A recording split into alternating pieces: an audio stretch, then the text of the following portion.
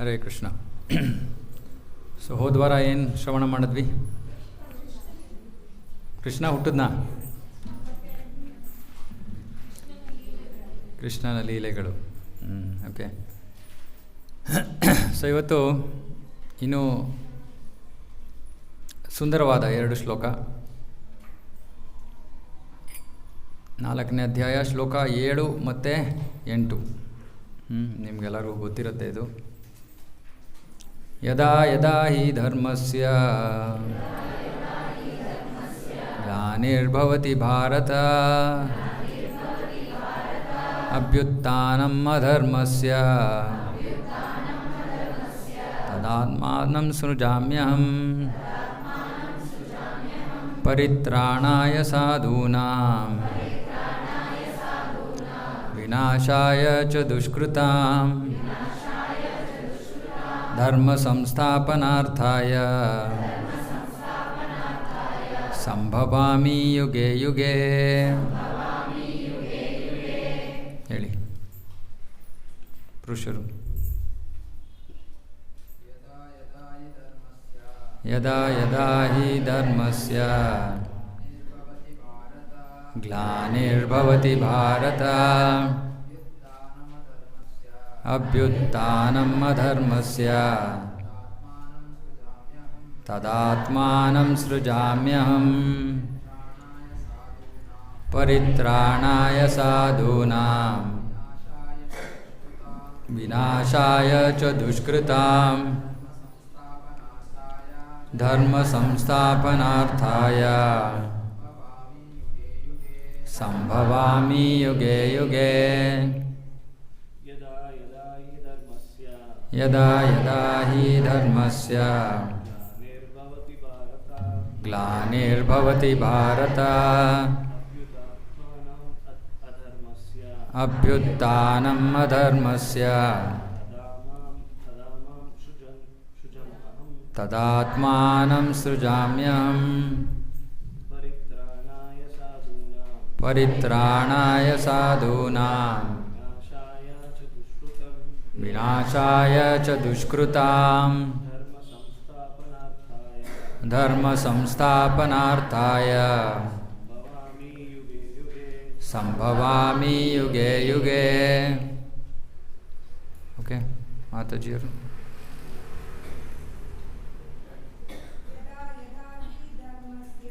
ಯದಾ ಯದಾ ಹಿ ಧರ್ಮಸ್ಯ ಗ್ಲಾನಿರ್ಭವತಿ ಭಾರತ ಅಭ್ಯುತ್ಥಾನಂ ಅಧರ್ಮಸ್ಯ ತದಾತ್ಮಾನಂ ಸೃಜಾಮ್ಯಹಂ ಪರಿತ್ರಾಣಾಯ ಸಾಧೂನಾಂ ವಿನಾಶಾಯ ಚ ದುಷ್ಕೃತಾಂ ಧರ್ಮ ಸಂಸ್ಥಾಪನಾರ್ಥಾಯ ಸಂಭವಾಮಿ ಯುಗೆ ಯುಗೆ. ಯದಾ ಯದಾ ಹಿ ಧರ್ಮಸ್ಯ ಗ್ಲಾನಿರ್ಭವತಿ ಭಾರತ ಅಭ್ಯುತ್ಥಾನಂ ಅಧರ್ಮಸ್ಯ ತದಾತ್ಮಾನಂ ಸೃಜಾಮ್ಯಹಂ ಪರಿತ್ರಾಣಾಯ ಸಾಧೂನಾಂ ವಿನಾಶಾಯ ಚ ದುಷ್ಕೃತಾಂ ಧರ್ಮ ಸಂಸ್ಥಾಪನಾರ್ಥಾಯ ಸಂಭವಾಮಿ ಯುಗೆ ಯುಗೆ. ಯದಾ ಯದಾ ಹಿ ಧರ್ಮಸ್ಯ ಗ್ಲಾನಿರ್ಭವತಿ ಭಾರತ ಅಭ್ಯುತ್ಥಾನಮಧರ್ಮಸ್ಯ ತದಾತ್ಮಾನಂ ಸೃಜಾಮ್ಯಹಂ ಪರಿತ್ರಾಣಾಯ ಸಾಧೂನಾಂ ವಿನಾಶಾಯ ಚ ದುಷ್ಕೃತಾಂ ಧರ್ಮ ಸಂಸ್ಥಾಪನಾರ್ಥಾಯ ಸಂಭವಾಮಿ ಯುಗೆ ಯುಗೆ. ಬಾಗಿಲು ತೆಗಿರಿದು. ಯದಾ ಯದಾ ಹಿ ಧರ್ಮಸ್ಯ ಗ್ಲಾನಿರ್ಭವತಿ ಭಾರತ ಅಭ್ಯುತ್ಥಾನಮ್ ಅಧರ್ಮಸ್ಯ ತದಾತ್ಮಾನಂ ಸೃಜಾಮ್ಯಹಂ ಪರಿತ್ರಾಣಾಯ ಸಾಧೂನಾಂ ವಿನಾಶಾಯ ಚ ದುಷ್ಕೃತಾಂ ಧರ್ಮ ಸಂಸ್ಥಾಪನಾರ್ಥಾಯ ಸಂಭವಾಮಿ ಯುಗೆ ಯುಗೆ. ಓಕೆ,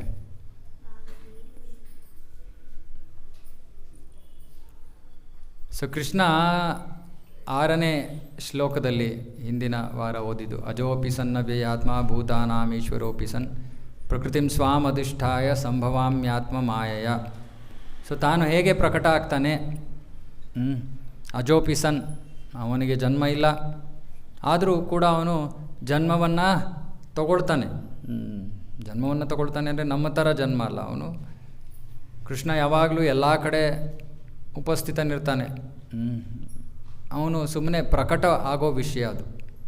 ಕೃಷ್ಣ ತನಗೆ ಯಾವಾಗ ಬೇಕೋ ಆವಾಗ ಪ್ರಕಟ ಆಗ್ತಾನೆ. ಪ್ರಕಟ ಆದಾಗ ಅವನು ತನ್ನ ಸ್ವಶರೀರ, ಪ್ರಕಟ ಅನ್ನೋದು ತುಂಬ ಸರಳ ಅರ್ಥ ಮಾಡ್ಕೊಳ್ಳೋಕ್ಕೆ. ಇವಾಗ ಉದಾಹರಣೆಗೆ ಕತ್ಲೆ, ಬೆಳಕಿಲ್ಲ, ಯಾರೂ ಕಾಣಿಸ್ತಾ ಇಲ್ಲ. ಬೆಳಕು ಬಂದ ತಕ್ಷಣ ಯಾರು ಹೇಗಿದ್ದಾರೋ ಹಾಗೆ ಕಾಣಿಸ್ತಾರೆ.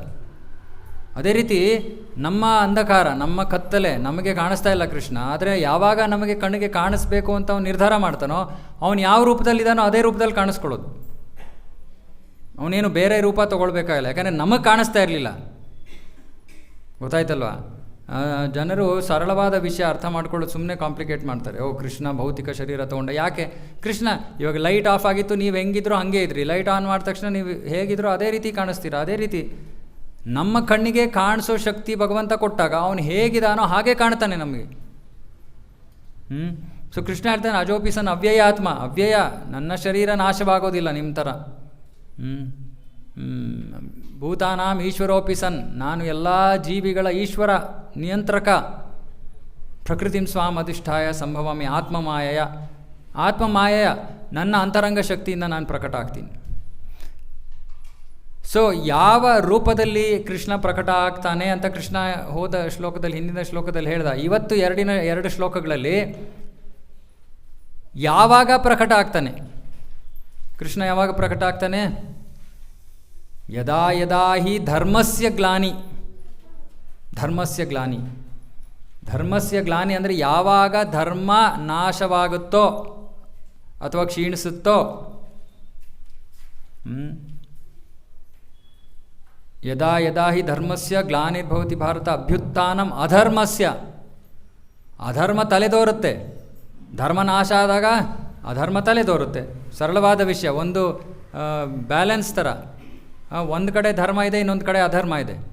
ಧರ್ಮಕ್ಕೆ ಕಡಿಮೆ ಆದ ತಕ್ಷಣ ಅಧರ್ಮ ಏನಾಗುತ್ತೆ? ಒಂದು ಕಡಿಮೆ ಆದರೆ ಇನ್ನೊಂದು ಜಾಸ್ತಿ ಆಗಬೇಕು. ಸೊ ಧರ್ಮ ಕಡಿಮೆ ಆದ ತಕ್ಷಣ ಅಧರ್ಮ ಹೆಚ್ಚುತ್ತೆ, ಅಥವಾ ಅಧರ್ಮ ಹೆಚ್ಚಾದ ತಕ್ಷಣ ಧರ್ಮ ಕಡಿಮೆ ಆಗುತ್ತೆ. ಹೆಂಗಾದರೂ ಆಗ್ಬೋದು. ಸಾಮಾನ್ಯವಾಗಿ ಅಧರ್ಮ ಹೆಚ್ಚುತ್ತೆ, ಹಾಗಾಗಿ ಧರ್ಮ ಕಡಿಮೆ ಆಗುತ್ತೆ.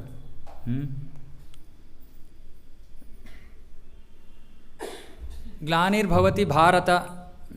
ಯಾವಾಗ ಈ ಒಂದು ಅಧರ್ಮದ ಮೇಲೆ ಕೆಳಗಡೆ ಆಗುತ್ತೋ ಆಗ ಕೃಷ್ಣ ಪ್ರಕಟ ಆಗ್ತಾನೆ. ಇದು ಯಾವಾಗ ಕೃಷ್ಣ ಪ್ರಕಟ ಆಗ್ತಾನೆ ಅನ್ನೋದಕ್ಕೆ ಕೃಷ್ಣ ಕಾರಣ ಹೇಳ್ತಾನೆ. ಯಾವಾಗ ನಾನು ಪ್ರಕಟ ಆಗ್ತೀನಿ. ಯದಾ ಯದಾ ಹಿ ಧರ್ಮಸ್ಯ ಗ್ಲಾನಿರ್ಭವತಿ ಭಾರತ ಅಭ್ಯುತ್ಥಾನಂ ಅಧರ್ಮಸ್ಯ ತದಾತ್ಮಾನಂ ಸೃಜಾಮ್ಯಹಂ. ಮತ್ತೆ ಅದೇ ಹೇಳ್ತಾನೆ, ತದಾ ಆತ್ಮಾನಂ, ನಾನು ಇರೋ ಹಂಗೆ ಪ್ರಕಟ ಆಗ್ತೀನಿ. ಯಾಕೆ ಪ್ರಕಟ ಆಗ್ತಾನೆ? ಮುಂದಿನ ಶ್ಲೋಕ. ಇದು ಎಲ್ಲಕ್ಕಿಂತ ಮುಖ್ಯವಾದ ಶ್ಲೋಕ. ನಿಜವಾಗ್ಲೂ ಕೃಷ್ಣನ ಬಗ್ಗೆ ಅರ್ಥ ಮಾಡ್ಕೋಬೇಕಂದ್ರೆ ನಾವು ಈ ಶ್ಲೋಕವನ್ನು ಚೆನ್ನಾಗಿ ಅರ್ಥ ಮಾಡ್ಕೋಬೇಕು. ಪರಿತ್ರಾಣಾಯ ಸಾಧೂನಾಂ. ಏನು ಹಿಂಗಂದ್ರೆ ಅರ್ಥ? ಪರಿತ್ರಾಣಾಯ ಅಂದರೆ, ಸಾಧು ಅಂದರೆ ಯಾರು? ಸಾಧು ಅಂದರೆ ಭಗವಂತನ ಭಕ್ತರು. ಸಾಧುಗಳು ಅಂದರೆ ಭಗವಂತನ ಭಕ್ತರು. ಪರಿತ್ರಾಣಾಯ ಸಾಧೂನಾಂ, ಸಾಧುಗಳನ್ನು ರಕ್ಷಿಸೋದಕ್ಕೆ. ಪರಿತ್ರಾಣಾಯ ಸಾಧೂನಾಂ. ಮತ್ತೆ ಏನು ಮಾಡಬೇಕು? ಯಾರಿಂದ ರಕ್ಷಿಸಬೇಕು ಅವ್ರನ್ನ? ವಿನಾಶಾಯ ಚ ದುಷ್ಕೃತಾಂ. ಯಾರು ದುಷ್ಕೃತಿಗಳು ಅಂತ ಇರ್ತಾರೋ ಅವರ ನಾಶ ಮಾಡೋದಕ್ಕೋಸ್ಕರ, ನಾಶ ಮಾಡಿ ಏನು ಮಾಡಬೇಕು ನಾನು?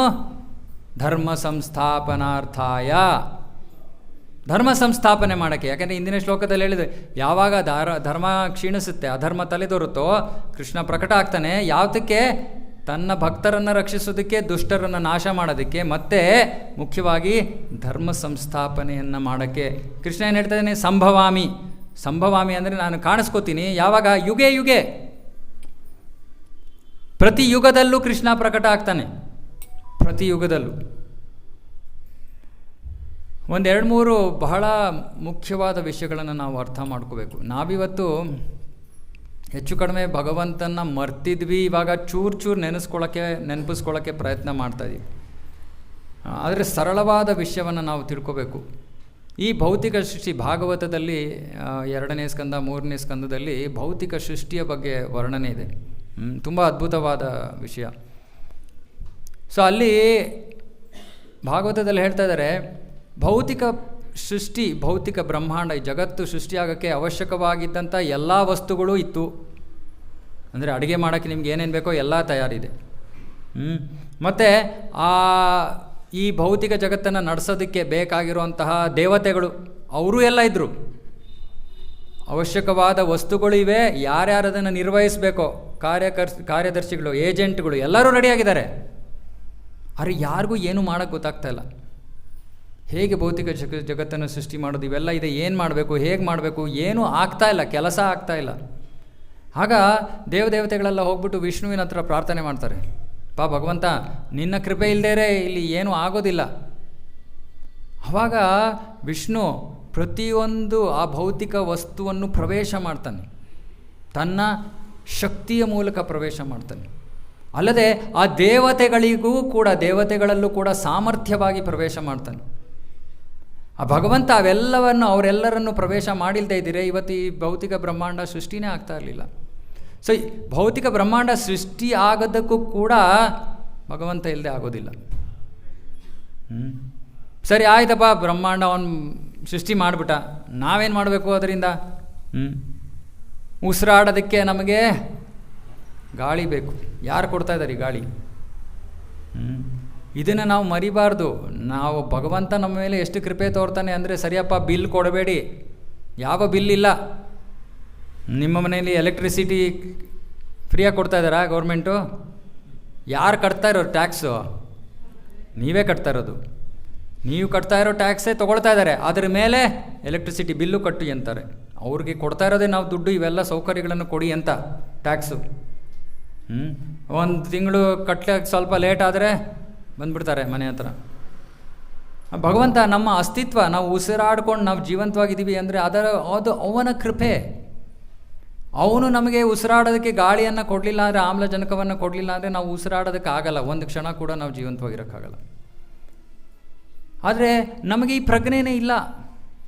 ನಮಗೆ ಕೃಷ್ಣ ಇಲ್ಲದೆ, ಭಗವಂತ ಇಲ್ಲದೆ ನಾವು ಇಲ್ಲಿ ಜೀವಿಸೋಕ್ಕೂ ಆಗೋಲ್ಲ ಅನ್ನೋ ಒಂದು ಪ್ರಜ್ಞೆ ಇಲ್ಲ ನಮಗೆ.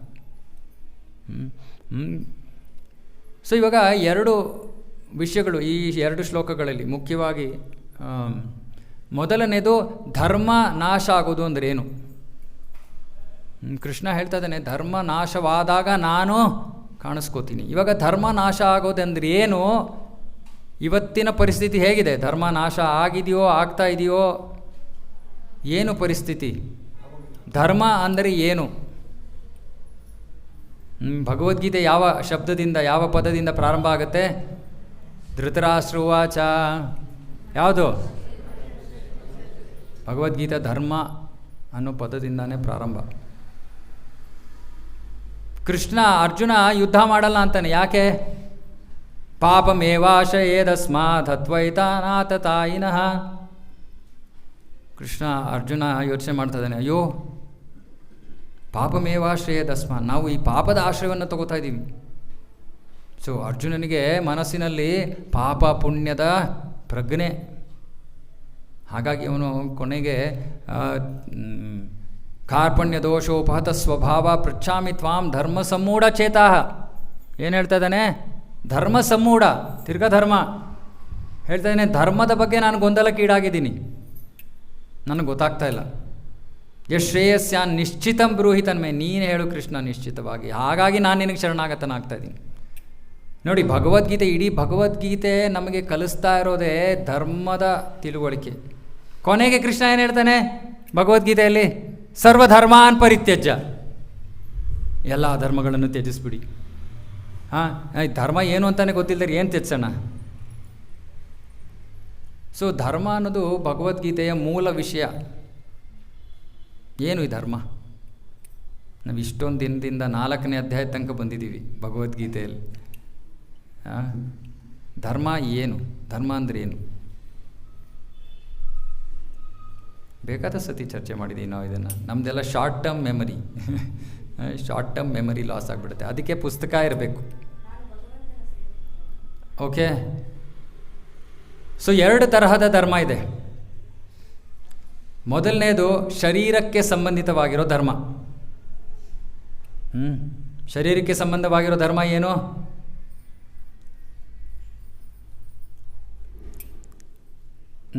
ನಾವು ಇದನ್ನು ನಾವು ಹೇಳಿದ್ದೀವಿ,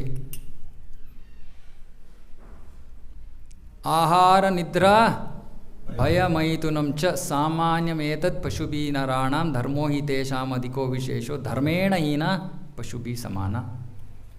ಆಹಾರ ನಿದ್ರಾ ಭಯ ಮೈಥುನ. ಮನುಷ್ಯರಿಗೆ ಊಟ ಮಾಡೋದಕ್ಕೆ ಯಾರೂ ಹೇಳಬೇಕಾಗಿಲ್ಲ, ನಿದ್ದೆ ಮಾಡೋದಕ್ಕೆ ಸುಮ್ಮನೆ ಭಗವದ್ಗೀತೆ ಕ್ಲಾಸಲ್ಲಿ ಬಂದು ಕೂರಿಸ್ಬಿಡಿ ಸಾಕು. ಆಟೋಮೆಟಿಕ್ಕಾಗಿ ಏನು ಸ್ಲೀಪ್ ಪ್ರಾಬ್ಲಮ್ ಏನಿದೆಯೋ ಎಲ್ಲ ಹೊಟ್ಟೋಗ್ಬಿಡುತ್ತೆ. ಸೊ ನಿದ್ದೆ ಮಾಡೋದಕ್ಕೆ ನಾವು ಯಾರಿಗೂ ಹೇಳಬೇಕಾಗಿಲ್ಲ.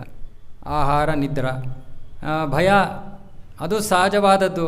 ನಮ್ಮನ್ನು ಯಾರಾದರೂ ನಮ್ಮ ಮೇಲೆ ಆಕ್ರಮಿಸಕ್ಕೆ ಬಂದರೆ ನಾವು ನಮ್ಮನ್ನು ರಕ್ಷಿಸ್ಕೋತೀವಿ, ಅದಕ್ಕೂ ಯಾರೂ ಬಂದು ಹೇಳಬೇಕಾಗಿಲ್ಲ. ನಮಗೆ ಮಕ್ಕಳನ್ನು ಹುಟ್ಟಿಸೋದು ಇದು ಸ್ವಾಭಾವಿಕವಾದದ್ದು. ಈ ಆಹಾರ ನಿದ್ರಾ ಭಯ ಮೈಥುನಗಳಿಗೆ ಯಾರೂ ನಮಗೆ ಹೇಳ್ಕೊಡ್ಬೇಕಾಗಿಲ್ಲ, ಅದು ಪ್ರಾಣಿಗಳಿಗೂ ಗೊತ್ತು. ಹಾಗಾಗಿ ಆಹಾರ ನಿದ್ರಾ ಭಯ ಮೈಥುನ ನಮ್ಮ ಧರ್ಮ ಅಲ್ಲ. ಏನು? ಆಹಾರ ನಿದ್ರಾ ಭಯ ಮೈಥುನ ಮನುಷ್ಯರ ಧರ್ಮ ಅಲ್ಲ. ಯಾಕಂದರೆ ಈ ಶ್ಲೋಕದಲ್ಲಿ ಹೇಳ್ತಾ ಇದ್ದಾರೆ ಧರ್ಮೇಣ ಹೀನ. ಆಹಾರ ನಿದ್ರಾ ಭಯ ಮೈಥುನ ಮನುಷ್ಯನ ಧರ್ಮ ಅಲ್ಲ, ಇನ್ನೇನೋ ಇದೆ ಧರ್ಮ ಅಂತ. ಅದಿಲ್ಲದೆ ಮನುಷ್ಯ ಪ್ರಾಣಿ ಆಗ್ಬಿಡ್ತಾನೆ. ಇದನ್ನು ನಾವು ಮತ್ತೆ ಮತ್ತೆ ಹೇಳ್ತಾನೆ ಇದ್ದೀವಿ. ಯಾಕಂದರೆ ನಾವು ಇದನ್ನು ನಮ್ಮ ಹೃದಯದೊಳಗೆ ಇದು ಪ್ರವೇಶ ಮಾಡಬೇಕು. ಈ ವಿಷಯ ನಾವು ಹುಟ್ಟಿನಿಂದ ಇವಾಗಿನ ತನಕ ಬರೀ 4 ವಿಷಯಗಳಿಗೋಸ್ಕರನೇ ಜೀವಿಸ್ತಾ ಇರೋದು, ಹೆಚ್ಚು ಕಡಿಮೆ. ಸಹಜವಾಗಿ ಹೇಳ್ತಾ ಇದ್ದೀನಿ. ಕೆಲವರು ಇರ್ತಾರೆ, ಅವ್ರು ಮುಂಚೆಯಿಂದನೂ ಭಗವಂತ, ಭಗವತ್ ಪ್ರಜ್ಞೆ, ಭಕ್ತಿ ಇವೆಲ್ಲ ಮಾಡ್ಕೊಂಡು ಬಂದಿರೋರು ಇರ್ತಾರೆ. ಆದರೆ ಸಾಮಾನ್ಯವಾಗಿ ಭೌತಿಕ ಜಗತ್ತಿನಲ್ಲಿ ಜನರು ಹೆಚ್ಚು ಕಡಿಮೆ ಈ 4 ವಿಷಯಗಳಿಗೋಸ್ಕರನೇ ಜೀವನ ಮಾಡೋದು. ಆದರೆ ಇಲ್ಲಿ ಹೇಳ್ತಾ ಇದ್ದಾರೆ ಇದು ಧರ್ಮ ಅಲ್ಲ, ಇದು ಮನುಷ್ಯನ ಧರ್ಮ ಅಲ್ಲ. ಮನುಷ್ಯನ ಧರ್ಮ ಏನು? ಈ ಧರ್ಮ ಉಲ್ಲಂಘನೆ ಆದಾಗ ಭಗವಂತ ಮತ್ತೆ ಬರ್ತಾನೆ. ಯಾಕೆ? ಆ ಧರ್ಮವನ್ನು ಸ್ಥಾಪನೆ ಮಾಡೋಕ್ಕೆ. ಭಗವಂತ ಬರ್ತಾ ಇರೋದೇ ಧರ್ಮ ಸಂಸ್ಥಾಪನೆ ಮಾಡೋದಕ್ಕೆ ಒಂದು ಅಂಶ. ಸೊ ಧರ್ಮ ಅಂದರೆ ಏನು? ಧರ್ಮ ಅಂದರೆ 2 ಧರ್ಮ ಇದೆ. ಒಂದು ಶರೀರಕ್ಕೆ ಸಂಬಂಧಿತವಾಗಿರೋ ಧರ್ಮ, ಇದಕ್ಕೆ ವರ್ಣಾಶ್ರಮ ಧರ್ಮ ಅಂತ ಹೇಳ್ತಾರೆ, ವರ್ಣಾಶ್ರಮ ಧರ್ಮ. ಎರಡನೆಯದು ಪರಧರ್ಮ. ಪರಧರ್ಮ ಅಂದರೆ ಭಗವಂತನ ಭಕ್ತಿ. ಭಗವಂತನ ಭಕ್ತಿ. ಇವಾಗ ಕೆಳಮಟ್ಟದ ಧರ್ಮ ನಾಶವಾದರೂ ಕೂಡ ಭಗವಂತನ ಭಕ್ತಿ ಇದ್ದರೆ ಭಗವಂತನಿಗೆ ಸಾಕೋದು. ಯಾಕಂದರೆ ಈ ಭೌತಿಕ ಜಗತ್ತು ಸೃಷ್ಟಿಯಾಗಿರೋದು ಯಾಕೆ? ಭೌತಿಕ ಜಗತ್ತು ಸೃಷ್ಟಿಯಾಗಿರೋದು ನಮ್ಮನ್ನು ತಿದ್ದೋದಕ್ಕೆ. ಯಾವ ಪರಿಸ್ಥಿತಿಯಿಂದ? ಭಗವಂತನ ಮರ್ತೋಗಿರೋ ಪರಿಸ್ಥಿತಿಯಿಂದ ಭಗವಂತನನ್ನು ಜ್ಞಾಪಿಸೋ ಪರಿಸ್ಥಿತಿಗೆ ನಮ್ಮನ್ನು ಕರ್ಕೊಂಬರೋಕ್ಕೆ ಈ ಭೌತಿಕ ಜಗತ್ತಿರೋದು. ಅಂದರೆ ಒಬ್ಬ ಜೀವಿ ತನ್ನ ಸ್ವಧರ್ಮ, ತನ್ನ ಶರೀರಕ್ಕೆ ಸಂಬಂಧಿತವಾದ ಧರ್ಮವನ್ನು ಮಾಡದೆ ಹೋದರೂ ಕೂಡ ಅವನು ಭಗವಂತನ ಭಕ್ತಿ ಮಾಡಿದ್ರೆ ಅವನು ಧರ್ಮವನ್ನು ಮಾಡ್ತಾ ಇದ್ದಾನೆ. ಸೊ ಸಾಮಾನ್ಯವಾಗಿ ಏನಾಗುತ್ತೆ ಅಂದರೆ 2 ಧರ್ಮನೂ ಕ್ಷೀಣಿಸುತ್ತೆ. ಮನುಷ್ಯ ತನ್ನ ಧರ್ಮವನ್ನು ಬಿಟ್ಟುಬಿಡ್ತಾನೆ, ಮತ್ತು ಭಗವದ್ಭಕ್ತಿನೂ ಬಿಟ್ಟುಬಿಡ್ತಾನೆ, 2 ಬಿಟ್ಟುಬಿಡ್ತಾನೆ. ಸೊ ಇವಾಗ ಮೊದಲು ನಮ್ಮ ಶರೀರಕ್ಕೆ ಸಂಬಂಧಿತವಾದ ಧರ್ಮ ಏನು? ಇದನ್ನು ವರ್ಣಾಶ್ರಮ ಧರ್ಮ ಅಂತಾರೆ. ಇದನ್ನು ನಾನು ಮುಂಚೆನೂ ಹೇಳಿದ್ದೀನಿ ಹಲವಾರು ಬಾರಿ. ಸರಳವಾದ ರೀತಿಯಲ್ಲಿ ಹೇಳಬೇಕು ಅಂದರೆ ನಾವು ಪಡ್ಕೊಂಡಿರೋವಂಥ ಗುಣದ ಪ್ರಕಾರ ನಾವು ವೃತ್ತಿಯನ್ನು ತಗೋಬೇಕು. ಮೊದಲನೇ ಅಂಶ. ಧರ್ಮದ ಬೇರೆ ಬೇರೆ ಅಂಶಗಳು. ಸುಮ್ಮನೆ ಸರಳವಾಗಿ ಹೇಳ್ತಾ ಇದ್ದೀನಿ, ತುಂಬ ಆಳವಾದ ವಿಷಯ. ನಾವು ಪಡ್ಕೊಂಡಿರೋ ಗುಣದ ಪ್ರಕಾರ ವ್ಯಕ್ತಿ, ವಿಶೇಷವಾಗಿ ಪುರುಷ, ವೃತ್ತಿಯನ್ನು ತಗೋಬೇಕು. ಆಗ ಅವನು 4 ವರ್ಣಗಳಲ್ಲಿ ಒಂದು ವರ್ಣದಲ್ಲಿ ಕೆಲಸ ಮಾಡ್ತಾನೆ. ಬ್ರಾಹ್ಮಣ, ಕ್ಷತ್ರಿಯ, ವೈಶ್ಯ, ಶೂದ್ರ. ಜೀವನ ವಿಧಿ, ಜೀವನವನ್ನು ನಡೆಸೋದು, ಹಣವನ್ನು ಸಂಪಾದನೆ ಮಾಡೋಕ್ಕೆ ಈ ಮಾರ್ಗವನ್ನು ವರ್ಣಾಶ್ರಮ ಧರ್ಮ ಶಿಫಾರಸು ಮಾಡುತ್ತೆ. ಅಂದರೆ ನಮ್ಮ ಗುಣ ಏನು ಅಂತ ತಿಳ್ಕೊಂಡು ಅದ್ರ ಪ್ರಕಾರ ನಾವು ಕೆಲಸ ಮಾಡಬೇಕು. ಇದು ಮೊದಲನೇ ವಿಷಯ. ಎರಡನೇ ವಿಷಯ ಆಶ್ರಮ. ಬರೀ ವರ್ಣ ಇದ್ದಿದ್ರೆ ಅವಾಗ ಹೇಳ್ಬೋದಾಗಿತ್ತು, ಜೀವನ ಪೂರ್ತಿ ಕೆಲಸ ಮಾಡ್ರಪ್ಪ, ವರ್ಣಧರ್ಮ ಮಾತ್ರ ಇದ್ದಿದ್ರೆ. ಆದರೆ ಆಶ್ರಮ ಧರ್ಮ ಇದೆ. ಆಶ್ರಮ ಅಂದ್ರೇನು? 4 ಆಶ್ರಮ ಇದೆ: ಬ್ರಹ್ಮಚರ್ಯ, ಗೃಹಸ್ಥ, ವಾನಪ್ರಸ್ಥ, ಸನ್ಯಾಸ. ಒಬ್ಬ ವ್ಯಕ್ತಿ, ಪುರುಷರಿಗೆ ಬ್ರಹ್ಮಚರ್ಯ ಹುಟ್ಟಿದಾಗಿಂದ 25 ವರ್ಷಗಳ ತನಕ, ಬ್ರಹ್ಮಚರ್ಯ ಆದಮೇಲೆ ಗೃಹಸ್ಥ. ಯಾರು ವಿವಾಹಿತರಾಗಬೇಕು ಅವರು ವಿವಾಹಿತರಾಗಬೇಕು, ಮತ್ತು ಸ್ತ್ರೀಯರಿಗೆ ವಿವಾಹ ಆಗಲೇಬೇಕು ಅವರು. ಇದು ಮನುಸಂಹಿತೆ, ಶಾಸ್ತ್ರದ ಹೇಳಿಕೆ, ಧರ್ಮಶಾಸ್ತ್ರದ ಹೇಳಿಕೆ. ಸೊ 25ರಿಂದ 50 ವರ್ಷದ ತನಕ ಗೃಹಸ್ಥ ಆಶ್ರಮ. ಆಶ್ರಮ ಅಂದ್ರೇನು? ಆಶ್ರಮ ಅಂದರೆ ಯಾವ ಒಂದು ವ್ಯವಸ್ಥೆಯಲ್ಲಿ ಭಗವಂತ ಆ ಒಂದು ಜಾಗದ ಕೇಂದ್ರ ಬಿಂದು, ಸೆಂಟರ್ ಇರ್ತಾನೋ ಅದು ಆಶ್ರಮ. ಗೃಹಸ್ಥರು 2 ರೀತಿಯಲ್ಲಿ ಜೀವನ ನಡೆಸ್ಬೋದು. ಒಂದು ಗೃಹಸ್ಥ ಆಶ್ರಮ ರೀತಿಯಲ್ಲಿ ಜೀವನ ನಡೆಸ್ಬೋದು, ಇಲ್ಲಾಂದರೆ ಇನ್ನೊಂದು ಗೃಹಮೇಧಿ ಅಂತ ಸಾಮಾನ್ಯವಾಗಿ ಹೇಳ್ತಾರೆ. ಭಗವಂತ ಅವರ ಜೀವನದಲ್ಲಿ ಇಲ್ಲ, ಸುಮ್ಮನೆ ಇಂದ್ರಿಯ ಭೋಗದ ಜೀವನ, ಅವರಿಗೆ ಗೃಹಮೇಧಿ ಅಂತ ಹೇಳ್ತಾರೆ. ಗೃಹಸ್ಥರು ಅಂದರೆ ಪುರುಷ ಸ್ತ್ರೀ ಮದುವೆಯಾಗಿ ಒಂದು ವಿವಾಹದ ಸಂಬಂಧ, ಕುಟುಂಬ, ಮಕ್ಕಳು, ಸಂಬಂಧಿಕರು, ಸಮಾಜ, ಇದು ಗೃಹಸ್ಥ ಜೀವನ. ಈ ಗೃಹಸ್ಥ ಜೀವನವನ್ನು ನಾವು 2 ಥರ ಮಾಡ್ಬೋದು. ಒಂದು, ಭಗವಂತನನ್ನು ಮರೆತುಬಿಟ್ಟು ಜೀವನ ಮಾಡೋದು. ಎರಡನೇದು, ಭಗವಂತನನ್ನು ನಮ್ಮ ಜೀವನದ ಕೇಂದ್ರ ಬಿಂದುವಾಗಿ ಇಟ್ಕೊಂಡು ಜೀವನ ಮಾಡೋದು. ಯಾವಾಗ ಭಗವಂತ ನಮ್ಮ ಜೀವನದ, ನಮ್ಮ ಕುಟುಂಬದ ಕೇಂದ್ರ ಬಿಂದು ಆಗ್ತಾನೋ ಅದು ಗೃಹಸ್ಥ ಆಶ್ರಮ. ಸೊ ಆಶ್ರಮದ ಉದ್ದೇಶ, ಈ ಗೃಹಸ್ಥ ಆಶ್ರಮದ ಉದ್ದೇಶ ಏನು ಅಂದರೆ, ನೀವು ನಿಮ್ಮ ವೃತ್ತಿಯನ್ನು ಮಾಡಿ, ಹಣವನ್ನು ಸಂಪಾದನೆ ಮಾಡ್ಕೊಳ್ಳಿ, ನಿಮ್ಮ ಮನೆಯನ್ನು ನಿರ್ವಹಿಸಿ, ಆದರೆ ನಿಮ್ಮ ಮನೆಯ ಕೇಂದ್ರ ಬಿಂದು, ಸೆಂಟರ್ ಕೃಷ್ಣ, ಭಗವಂತ ಆಗಿರಬೇಕು. ಇದು ಗೃಹಸ್ಥ ಆಶ್ರಮ. ಯಾವಾಗ ವ್ಯಕ್ತಿ ಭಗವಂತನನ್ನು ತನ್ನ ಜೀವನದಲ್ಲಿ ತರೋದನ್ನು ಮರೆತು ಬಿಡ್ತಾನೋ, ಬರೀ ಹಣವನ್ನು ಸಂಪಾದನೆ ಮಾಡಿಕೊಂಡು ಆ ಹಣದಿಂದ ಸರಿಯಪ್ಪ ಸಾಟರ್ಡೆ ಬಂತು ಮಾಲ್ಗೆ ಹೋಗೋಣ, ಸಂಡೇ ಬಂತು ಪಿಕ್ಚರ್ಗೆ ಹೋಗೋಣ, ಹಾಲಿಡೇ ಬಂತು ನಡೀರಿ ಹಾಲಿಡೇಗೆ ಹೋಗೋಣ, ಇದು ಆಶ್ರಮ ಧರ್ಮ ಅಲ್ಲ, ಗೃಹಸ್ಥ ಆಶ್ರಮದ ಜೀವನ ಅಲ್ಲ ಇದು. ಸೊ ಇದು ಕೂಡ ಕ್ಷೀಣಿಸ್ತಾ ಇರೋದು. ಇವತ್ತು ಕಲಿಯುಗದಲ್ಲಿ ಈ ಭಗವಂತ ನಿಮ್ಮ ಜೀವನದ ಕೇಂದ್ರ ಬಿಂದು ಅಥವಾ ನಿಮ್ಮ ಜೀವನದ ಮೂಲ ಅಥವಾ ಸೆಂಟರ್ ಅನ್ನೋದನ್ನು ಮರ್ತು ಬಿಟ್ಟಿದ್ದಾರೆ ಜನ. ಯಾವಾಗ ಆಗುತ್ತೋ ನಾನು ದೇವಸ್ಥಾನಕ್ಕೆ ಹೋಗ್ತೀನಿ, ಯಾವಾಗ ಆಗುತ್ತೋ ನಾನು ಪೂಜೆ ಮಾಡ್ತೀನಿ, ನನಗೆ ಬೇಕಾದಷ್ಟು ಕೆಲಸಗಳಿದೆ.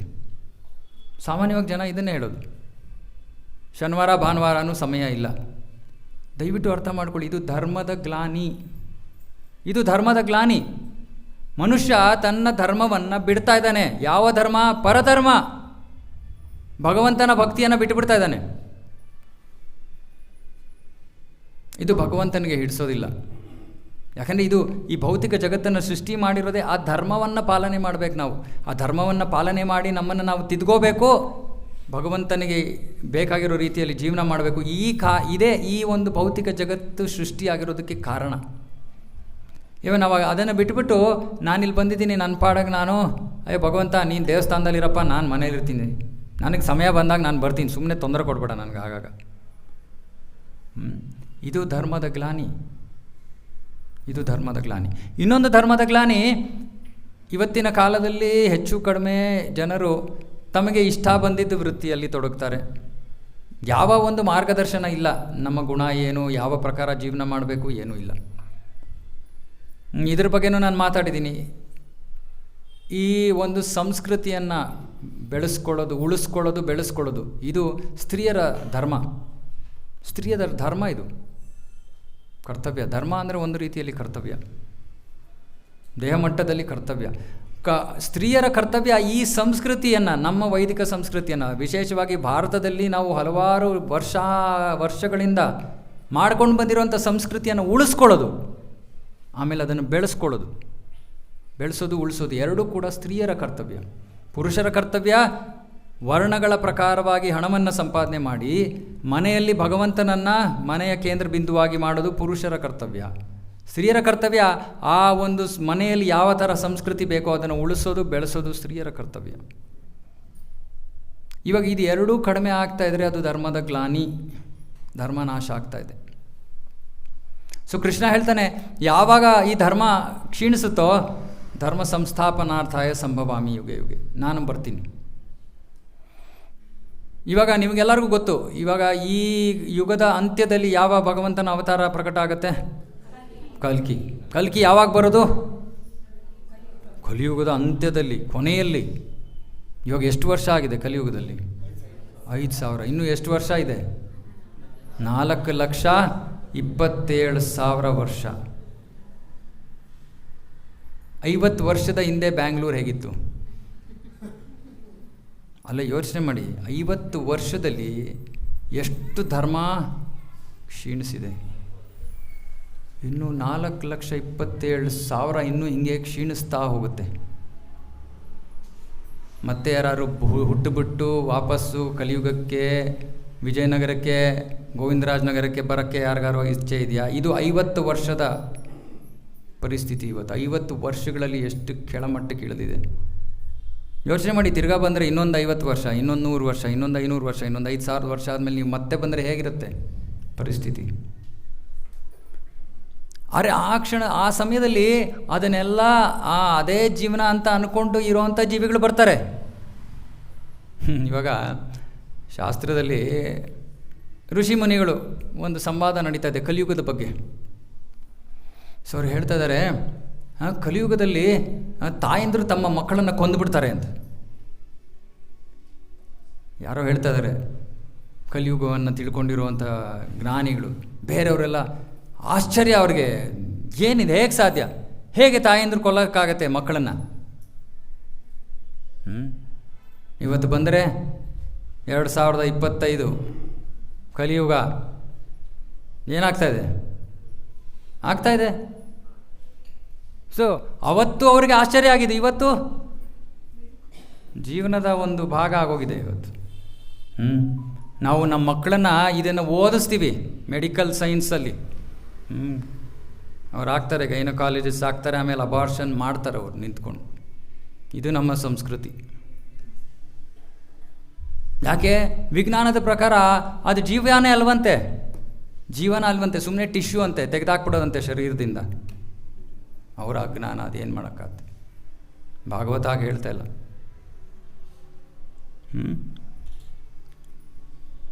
ಸೊ ಇನ್ನೂ 427 ವರ್ಷಗಳು, 4,27,000 ವರ್ಷ ಇನ್ನೂ ಧರ್ಮ ಕ್ಷೀಣಿಸ್ತಾನೇ ಹೋಗುತ್ತೆ. ಭಗವಂತ ಆ ಕಲಿಯುಗದಲ್ಲಿ ಒಬ್ಬ ಸಭ್ಯಸ್ಥಾನ ಉಳಿದಿಲ್ಲ. ಆ ಸಮಯದಲ್ಲಿ ಕಲ್ಕಿ ಬಂದು ಸತ್ಯಯುಗದ ಸ್ಥಾಪನೆಯನ್ನು ಮಾಡ್ತಾನೆ, ಧರ್ಮ ಸಂಸ್ಥಾಪನಾರ್ಥಾಯ. ಸೊ ಇವಾಗ ನಿಮಗೆ ಪ್ರಶ್ನೆ ಬರ್ಬೋದು, ಮತ್ತು ಅಲ್ಲಿ ತನಕ ಭಗವಂತ ಬರೋದೇ ಇಲ್ವಾ? ಏನು ಬರ್ತಾನ? ಹೇಗೆ ಬರ್ತಾನೆ? ಇವಾಗ ಮುಂದಿನ ಶ್ಲೋಕ, ಪರಿತ್ರಾಣಾಯ ಸಾಧೂನಾಂ ವಿನಾಶಾಯ ಚ ದುಷ್ಕೃತಾಂ ಧರ್ಮ ಸಂಸ್ಥಾಪನಾರ್ಥಾಯ. ಧರ್ಮ ಸಂಸ್ಥಾಪನೆ ಕೇವಲ ಯುಗಾಂತ್ಯದಲ್ಲಿ, ಯುಗದ ಕೊನೆಯಲ್ಲಿ ಮಾತ್ರ ಆಗುವಂಥ ವಿಷಯ ಅಲ್ಲ. ನಿಜವಾಗ್ಲೂ ಭಗವಂತನಿಗೆ ಈ ಧರ್ಮ ಕ್ಷೀಣಿಸಿ ಕಲ್ಕಿಯಾಗಿ ಬರೋ ತನಕ ಕಾಯಲಿ ಅಂತ ಅವನಿಗೆ ಯಾವ ಇಚ್ಛೆನೂ ಇಲ್ಲ. ಹಾಗಾಗಿ ಅವನೇನು ಮಾಡಿದ್ದಾನೆ? ಪರಿತ್ರಾಣಾಯ ಸಾಧೂನ, ಈ ಸಾಧು ಜನರನ್ನು ರಕ್ಷಿಸೋದಕ್ಕೆ ತಾನೇ ಹಲವಾರು ರೂಪಗಳನ್ನು ತಗೋತಾನೆ, ಹಲವಾರು ರೂಪಗಳು. ಇವಾಗ ಭಗವಂತನ ಅವತಾರಗಳ ಬಗ್ಗೆ ಎಷ್ಟು ಥರ ಅವತಾರಗಳಿವೆ ಭಗವಂತನದು ಯಾರಿಗಾರು ಗೊತ್ತಾ? ಎಷ್ಟು ಅವತಾರಗಳಂತ ಕೇಳ್ತಾ ಇಲ್ಲ, ಎಷ್ಟು ಥರ ಅವತಾರಗಳು. ಎಷ್ಟು ಅವತಾರಗಳು ಅಂದರೆ ಭಾಗವತ ಹೇಳುತ್ತೆ, ನದಿಯಲ್ಲಿ ಇರೋ ಅಂಥ ಅಲೆಗಳು ಅಥವಾ ನೀರು ಯಾರು ಎಣ್ಸೋಕ್ಕಾಗತ್ತೆ? ಎಷ್ಟು ನೀರಿದೆ ಅಥವಾ ಎಷ್ಟು ಅಲೆಗಳಿದೆ ಅಂತ. ಭಗವಂತನ ಲೀಲೆಗ, ಭಗವಂತನ ಅವತಾರಗಳನ್ನು ಎಣ್ಸೋಕ್ಕಾಗಲ್ಲ ನಮಗೆ. ಅರೆ ಬೇರೆ ಬೇರೆ ಬಗೆಯ ಅವತಾರಗಳಿವೆ. ನಿಮಗೆಲ್ಲ ಸಾಮಾನ್ಯವಾಗಿ ನೀವು ಕೇಳಿರ್ತೀರ ದಶಾವತಾರ. ಈ ದಶಾವತಾರವನ್ನು ಲೀಲಾವತಾರ ಅಂತಾರೆ, ಲೀಲಾವತಾರ. ಓಕೆ, ಪುಸ್ತಕದಿಂದ ಓದಿ, ಚೆನ್ನಾಗಿದೆ. 3ನೇ ಪ್ಯಾರಾಗ್ರಾಫ್ ಅನಿಸುತ್ತೆ, 2ನೇ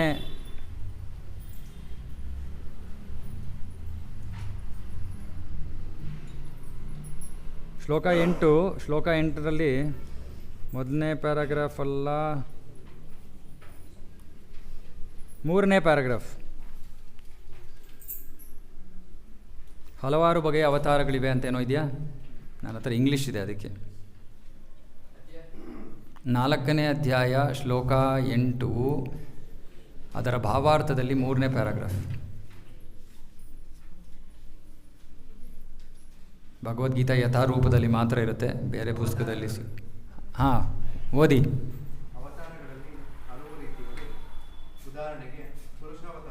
ಒಂದು ಪುರುಷಾವತಾರ, ಗುಣಾವತಾರ, ಲೀಲಾವತಾರ, ಶಕ್ತ್ಯಾವೇಶ ಅವತಾರ, ಮನ್ವಂತರ ಅವತಾರ ಮತ್ತು ಯುಗಾವತಾರ. ಸೊ 6 ತರಹದ ಅವತಾರಗಳ ಬಗ್ಗೆ ಹೇಳಿದ್ದಾರೆ ಇಲ್ಲಿ. ಮೊದಲನೇದು ಪುರುಷಾವತಾರ. ಪುರುಷಾವತಾರ ಅಂದರೆ ಈ ಭೌತಿಕ ಜಗತ್ತನ್ನು ಸೃಷ್ಟಿ ಮಾಡೋ ವಿಷಯದಲ್ಲಿ 3 ಪುರುಷರು ಬರ್ತಾರೆ. ಕಾರಣೋದಕಶಾಯಿ ವಿಷ್ಣು, ಗರ್ಭೋದಕಶಾಯಿ ವಿಷ್ಣು, ಕ್ಷೀರೋದಕಶಾಯಿ ವಿಷ್ಣು. ಇವತ್ತಷ್ಟು ಸಮಯ ಆಗಲ್ಲ ಇದನ್ನು ನಾನು ಚರ್ಚೆ ಮಾಡೋಕ್ಕೆ, ಯಾವಾಗಲೂ ಮುಂಚೆನೂ ಹೇಳಿದ್ದೀನಿ ನಾನು. ಆದರೆ ಈ 3 ವಿಷ್ಣುಗಳು ಭೌತಿಕ ಜಗತ್ತಿನ ಸೃಷ್ಟಿಗೆ ಸಂಬಂಧಿತವಾಗಿ ಭಗವಂತ 3 ಅವತಾರಗಳನ್ನು ತಗೋತಾನೆ. ಅದನ್ನು ಪುರುಷಾವತಾರ ಅಂತ ಕರೀತಾರೆ. ಪುರುಷಾವತಾರ. ಆಮೇಲೆ ಗುಣಾವತಾರ. ಗುಣ, ಯಾವ್ಯಾವ ಗುಣಾವತಾರಗಳಿವೆ? ಯಾವ್ಯಾವ ಗುಣಗಳಿವೆ? 3 ಗುಣಗಳು. ಯಾವ ಗುಣಗಳು? ಸತ್ವಗುಣ, ರಜೋಗುಣ, ತಮೋಗುಣ. ಸತ್ವಗುಣದ ಅವತಾರ ಯಾರು? ವಿಷ್ಣು. ಸೊ ಕಾರಣೋದಕಶಾಯಿ, ಗರ್ಭೋದಕಶಾಯಿ, ಕ್ಷೀರೋದಕಶಾಯಿ. ಆ 3ನೇ ವಿಷ್ಣು, ಕ್ಷೀರೋದಕಶಾಯಿ ವಿಷ್ಣು. ಅವನಿಗೆ 2 ಕೆಲಸ. ಅವನೊಂದು ಪುರುಷಾವತಾರದ ಕೆಲಸ, ಇನ್ನೊಂದು ಗುಣಾವತಾರ. ಅವನೇ ವಿಷ್ಣು. ನಾವು ವಿಷ್ಣು ಅಂದಾಗ ಅವನನ್ನೇ ನಾವು ಸಂಬೋಧಿಸ್ತಾ ಇರೋದು. ಸತ್ವಗುಣದ ಅವತಾರ. ಆಮೇಲೆ ರಜೋಗುಣದ ಅವತಾರ ಯಾರು? ಬ್ರಹ್ಮನೂ ಕೂಡ ಭಗವಂತನ ಅವತಾರ. 3ನೇದು ಶಿವ, ತಮೋಗುಣದ ಅವತಾರ. ತಮೋಗುಣದ ಅವತಾರ ಅಂದರೆ ಅವರು ತಮೋಗುಣದಲ್ಲಿಲ್ಲ, ಅಥವಾ ಬ್ರಹ್ಮ ರಜೋಗುಣದಲ್ಲಿಲ್ಲ. ಅವರು ಆ ಗುಣದ ಮೇಲ್ವಿಚಾರಣೆ ಮಾಡ್ತಾ ಇದ್ದಾರೆ. ಇವಾಗ ಯಾರೋ ಪೊಲೀಸ್ ಡಿಪಾರ್ಟ್ಮೆಂಟ್ ಅಂದರೆ ಅವ್ನು ಕ್ರಿಮಿನಲ್ಲಾ? ಇಲ್ಲ ಅಲ್ವಾ? ಅದೇ ರೀತಿ ಇವನು ಸೃಷ್ಟಿಯನ್ನು ನೋಡ್ಕೋಬೇಕು, ಅದಕ್ಕೆ ರಜೋಗುಣ ಬೇಕು. ಹಾಗಾಗಿ ಅವನು ರಜೋಗುಣದ ಮೇಲ್ವಿಚಾರಕ, ಆದರೆ ಅವನು ರಜೋಗುಣದಲ್ಲಿಲ್ಲ. ಅದೇ ರೀತಿ ಶಿವ ತಮೋಗುಣದಲ್ಲಿಲ್ಲ, ಆದರೆ ಈ ಗುಣವನ್ನು ಮೇಲ್ವಿಚಾರಣೆ ಮಾಡ್ತಾ ನಡೆಸ್ತಾ ಇರೋರು. ಸೊ ಇದು ಗುಣಾವತಾರ. 3ನೇದು ಲೀಲಾವತಾರ. ನಿಮಗೆ ಗೊತ್ತು, ಸಾಮಾನ್ಯವಾಗಿ ದಶಾವತಾರ ಅಂತ ಹೇಳ್ತಾರಲ್ಲ, ಅದು ಲೀಲಾವತಾರ. ಅದಷ್ಟೇ ಅಲ್ಲ, ಇನ್ನು ಬೇಕಾದಷ್ಟಿದೆ, ಆದರೆ ಮುಖ್ಯವಾದವು. 4ನೇದು ಶಕ್ತ್ಯಾವೇಶ ಅವತಾರ. ಶಕ್ತ್ಯಾವೇಶ ಅಂದರೆ ಇವಾಗ ಈ 3 ಅವತಾರಗಳು ನಾನು ಹೇಳಿದ್ದು, ಮತ್ತು ಮುಂದೆ ಬರೋ ಅವತಾರಗಳು ಎಲ್ಲವೂ ಕೂಡ ವಿಷ್ಣು ತತ್ವ ಅಂತ ಕರಿತೀವಿ. ವಿಷ್ಣು ತತ್ವ. ಈ ಶಕ್ತ್ಯಾವೇಶ ಅವತಾರ ಮಾತ್ರ ಒಬ್ಬ ಸಾಮಾನ್ಯ ಜೀವಿ, ನಮ್ಮಂಥ ನಿಮ್ಮಂಥ ಒಬ್ಬ ಜೀವಿಗೆ ಭಗವಂತ ವಿಶೇಷ ಶಕ್ತಿಯನ್ನು ಕೊಟ್ಟಿರ್ತಾನೆ, ಯಾವುದೋ ಒಂದು ಕಾರ್ಯವನ್ನು ನಿರ್ವಹಿಸೋದಕ್ಕೆ. ಇವರು ಶಕ್ತ್ಯಾವೇಶ ಅವತಾರ. ಉದಾಹರಣೆಗೆ ಪರಶುರಾಮ ಶಕ್ತ್ಯಾವೇಶ ಅವತಾರ. ಪೃಥು, ನಿಮಗೆ ಗೊತ್ತಿಲ್ಲದೆ ಇರ್ಬೋದು, ಪೃಥು ಮಹಾರಾಜ ಭಾಗವತ, ಅವನು ಭೂಪಾಲನ ಶಕ್ತಿ. ನಾರದ ಭಕ್ತಿಶಕ್ತಿ. ವ್ಯಾಸ ಸಾಹಿತ್ಯ, ವೇದ ಸಾಹಿತ್ಯವನ್ನು ಸಂಕಲನ ಮಾಡೋ ಶಕ್ತಿ. ಸೊ ಹೀಗೆ ಭಗವಂತ ವಿಶೇಷವಾದ ಶಕ್ತಿಯನ್ನು ಒಬ್ಬೊಬ್ಬ ನಿರ್ದಿಷ್ಟ ಜೀವಿಗಳಿಗೆ ಕೊಟ್ಟಿರ್ತಾನೆ. ಇದನ್ನು ಶಕ್ತ್ಯಾವೇಶ ಅವತಾರ. ಸೊ ಯಾವ್ಯಾವಾಯಿತು? ಮೊದಲನೇದು ಪುರುಷಾವತಾರ, 2ನೇದು ಗುಣಾವತಾರ, 3ನೇದು ಲೀಲಾವತಾರ, 4ನೇದು ಶಕ್ತ್ಯಾವೇಶ ಅವತಾರ, 5ನೇದು ಮನ್ವಂತರ ಅವತಾರ. ಮನ್ವಂತರ ಅಂದ್ರೇನು? ಇವಾಗ ಮನು ಅಂತ ಕೇಳಿದ್ದೀರಾ? ಯಾವ ಮನುವಿನ ಹೆಸರು ಕೇಳಿದ್ದೀರಾ? ವೈವಸ್ವತ, ಸ್ವಯಂಭೂ ಮನು, ಚಾಕ್ಷುಷ ಮನು. ಸೊ ಈ ಮನುಗಳು ಬ್ರಹ್ಮನ ಒಂದು ದಿನದಲ್ಲಿ, ಹಗಲಿನಲ್ಲಿ, ಬ್ರಹ್ಮನ ಹಗಲಿದೆ, ರಾತ್ರಿ ಇದೆ, ಒಂದು ಹಗಲಿನಲ್ಲಿ 14 ಮನುಗಳು ಪ್ರಕಟ ಆಗ್ತಾರೆ. 14 ಮನುಗಳು. 3 ಮನುಗಳ ಹೆಸರು ಹೇಳಿದ್ರೆ ಹಾಗೆ ಇನ್ನೂ 11 ಮನುಗಳಿದ್ದಾರೆ. ಮನುಷ್ಯ ಅನ್ನೋ ಪದ ಮನು ಇಂದ ಬಂದಿರುವಂಥದ್ದು. ಮನುವಿನಿಂದ, ಅದಕ್ಕೆ ಮನುವನ್ನು ಮನುಷ್ಯ ಅಥವಾ ಮಾನವ ಕುಲದ ತಂದೆ ಅಂತಾರೆ, ಫಾದರ್ ಆಫ್ ಮ್ಯಾನ್ಕೈಂಡ್. ಮನು ಮನುಷ್ಯರು ಹೇಗೆ ಜೀವನ ಮಾಡಬೇಕು ಅನ್ನೋದಕ್ಕೆ ನಿಯಮಗಳನ್ನು ಬರ್ದಿಯಾನೆ. ಧರ್ಮದ ಬಗ್ಗೆ ಮಾತಾಡ್ತಾ ಇದ್ದೀವಲ್ಲ ನಾವು, ಇದಕ್ಕೆ ಧರ್ಮಶಾಸ್ತ್ರ ಅಂತಾರೆ. ಮನು ಸಂಹಿತ ಅಂತ ಕರೀತಾರೆ ಅದನ್ನು, ಮನು ಸಂಹಿತ. ಪ್ರತಿಯೊಬ್ಬ ಮನುವೂ ಕೂಡ ಅವನ ಕಾಲದಲ್ಲಿ ಅವನ ಅಡಿಯಲ್ಲಿ ಮನುಷ್ಯರು ಯಾವ ರೀತಿ ಜೀವನ ಮಾಡಬೇಕು ಅನ್ನೋದಕ್ಕೆ ಒಂದು ಧರ್ಮಶಾಸ್ತ್ರವನ್ನು ಕೊಡ್ತಾನೆ. ಅದು ಮನು ಸಂಹಿತ. ಸೊ ಆ ಮನು ಕೂಡ ಭಗವಂತನ ಒಂದು ಅವತಾರ. ಅಲ್ಲದೆ ಮನುವಿಗೆ ಸಹಾಯ ಮಾಡೋಕ್ಕೆ ಒಂದು ಅವತಾರ. ಸೊ ಅದು ಮನ್ವಂತರ ಅವತಾರ. ಮನು ಕೂಡ ಭಗವಂತನಿಂದ ಸಶಕ್ತನಾಗಿರೋನು, ಆದರೆ ಅವನು ಅವತಾರ ಅಲ್ಲ. ಆದರೆ ಅವನಿಗೆ ಸಹಾಯ ಮಾಡೋಕ್ಕೆ ಒಬ್ಬ ಭಗವಂತನ ಒಂದು ಅವತಾರ ಬರ್ತಾನೆ, ಅದು ಮನ್ವಂತರ ಅವತಾರ. ಅಂದರೆ ಪ್ರತಿಯೊಂದು ಯುಗೆ ಅಂತ ಹೇಳಿದ್ರಲ್ಲ, ಆ ಯುಗದಲ್ಲಿ ಮಧ್ಯದಲ್ಲಿ ಒಂದು ಸಂಪೂರ್ಣ 14 ಮನು ಅಂದರೆ ಪ್ರತಿ ಕ್ಷಣದಲ್ಲೂ ಒಬ್ಬ ಮನ್ವಂತರ ಅವತಾರನೂ ಇರ್ತಾನೆ, ಒಬ್ಬ ಲೀಲಾವತಾರ ಬರ್ತಾನೆ ಸಮಯಕ್ಕೆ, ಒಬ್ಬ ಗುಣಾವತಾರ ಯಾವಾಗಲೂ ಇದ್ದಾನೆ. ಕೊನೆಯ ಅವತಾರ ಯಾವುದು? ಯುಗ ಅವತಾರ. ಯುಗದಲ್ಲೂ ಕೂಡ ಒಂದು ಅವತಾರ ಇದೆ, ಯುಗೆ. ಸೊ ಹೀಗೆ ಭಗವಂತ ಇಷ್ಟೊಂದು ರೀತಿಗಳಲ್ಲಿ ಈ ಭೌತಿಕ ಜಗತ್ತಿಗೆ ಬರ್ತಾನೆ. ಯಾತಕ್ಕೋಸ್ಕರ? ಧರ್ಮವನ್ನು ಉಳಿಸೋದಕ್ಕೋಸ್ಕರ. ಅಲ್ಲದೆ ಅವನು ಬರೋದು ಮಾತ್ರ ಅಲ್ಲ, ಪ್ರಭುಗಳು ಹೇಳಿದ್ರಲ್ಲ, ಸಾಧುಗಳನ್ನು ಕಳಿಸ್ತಾನೆ, ಸಾಧು ಸಂತರನ್ನು ಕಳಿಸ್ತಾನೆ. ಈ ಧರ್ಮದ ರಕ್ಷಣೆಯನ್ನು ಮಾಡೋದಕ್ಕೆ ಸಾಧು ಸಂತರನ್ನು ಕಳಿಸ್ತಾನೆ. ಅದಕ್ಕೆ ಇಲ್ಲಿ ಹೇಳ್ತಾ ಇದ್ದಾನೆ, ಪರಿತ್ರಾಣಾಯ ಸಾಧೂನಾಂ. ಭಗವಂತನಿಗೆ ಆ ಸಾಧುಗಳೇ ಅವನಿಗೆ ಎಲ್ಲಕ್ಕಿಂತ ಮುಖ್ಯವಾದದ್ದು. ಅದಕ್ಕೆ ಕೃಷ್ಣನನ್ನು ಭಕ್ತವತ್ಸಲ ಅಂತ ಕರೀತಾರೆ. ಭಕ್ತವತ್ಸಲ ಮುಖ್ಯವಾದ ವಿಷಯ ಇದು. ತನ್ನ ಭಕ್ತರಿಗೆ ಯಾರು ದುಷ್ಟರು ಕಷ್ಟವನ್ನು ಕೊಟ್ಟರೆ ಭಗವಂತ ಸಹಿಸ್ಕೊಳ್ಳಲ್ಲ. ಪರಿತ್ರಾಣಾಯ ಸಾಧೂನಾಂ ವಿನಾಶಾಯ ಚ ದುಷ್ಕೃತಾಂ. ದುಷ್ಕೃತಿಗಳು ಅಂದರೆ ಯಾರು? 9ನೇ ಅಧ್ಯಾಯದಲ್ಲಿ ಕೃಷ್ಣ ಹೇಳ್ತಾನೆ,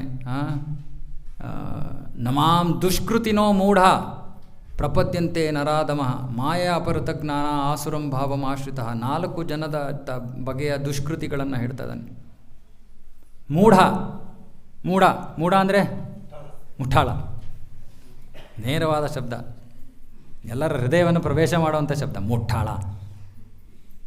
ನಮಾಂ ದುಷ್ಕೃತಿನೋ ಮೂಢ. ಯಾರು ಇವರು ಮೂಢರು? ಯಾರು ಮುಠಾಳ್ರು? ಯಾರು? ಕತ್ತೆಗಳ ಥರ ಕೆಲಸ ಮಾಡೋರು. ಕತ್ತೆ ಮುಠಾಳ ಅಲ್ವಾ, ಮೂಢ ಅಲ್ವಾ ಕತ್ತೆ? ಇದನ್ನು ಮುಂಚೆನೂ ಹೇಳಿದ್ದೀನಿ. ಕತ್ತೆಗೆ ಏನು ಬೇಕಾಗಿರೋದು? ಒಂದಿಷ್ಟು ಹುಲ್ಲು. ಅದು ಯೋಚನೆ ಮಾಡ್ತಾಯಿದ್ದೆ, ನನ್ನ ಮಾಲೀಕ ನನಗೆ ಹುಲ್ಲು ಕೊಟ್ಟರೆ ನನಗೆ ಹುಲ್ಲು ಸಿಗೋದು. ಹುಲ್ಲು ಎಲ್ಲಿ ಬೇಕಾದ್ರೆ ಸಿಗುತ್ತೆ, ಸುಮ್ಮನೆ ಈ ಕಡೆ ಆ ಕಡೆ ನೋಡಬೇಕು. ಸೊ ಇದು ಮೂಢರು. ಅಂದರೆ ಜೀವನದಲ್ಲಿ ಬೇರೆ ಏನು ಗುರಿ ಇಲ್ಲ, ಸುಮ್ಮನೆ ಹಣ ಸಂಪಾದನೆ, ಕುಟುಂಬ ನಿರ್ವಹಣೆ ಅಷ್ಟೇ, ಇದೇ ಜೀವನ, ಮಜಾ ಮಾಡೋದು. ಮೂಢ. ದುಷ್ಕೃತಿ. ಕೃತಿ ಅಂದ್ರೇನು? ಕೃತಿ ಅಂದರೆ ಬುದ್ಧಿ. ದುಷ್ಕೃತಿ ಅಂದರೆ, ಇವಾಗ ಒಬ್ಬ ಕಳ್ಳ ಕದಿಬೇಕು ಅಂದರೆ ಅವನಿಗೆ ಬುದ್ಧಿ ಬೇಕೋ ಬೇಡವೋ?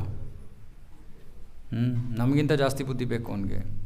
ಸೊ ಅವನಿಗೂ ಬುದ್ಧಿ ಇದೆ, ಬುದ್ಧಿ ಇಲ್ಲ ಅಂತಲ್ಲ. ಅವನಿಗೆ IQ ಟೆಸ್ಟ್ ಮಾಡಿ ನಮಗಿಂತ ಜಾಸ್ತಿ ಸ್ಕೋರ್ ಮಾಡ್ತಾನೆ ಅವನು.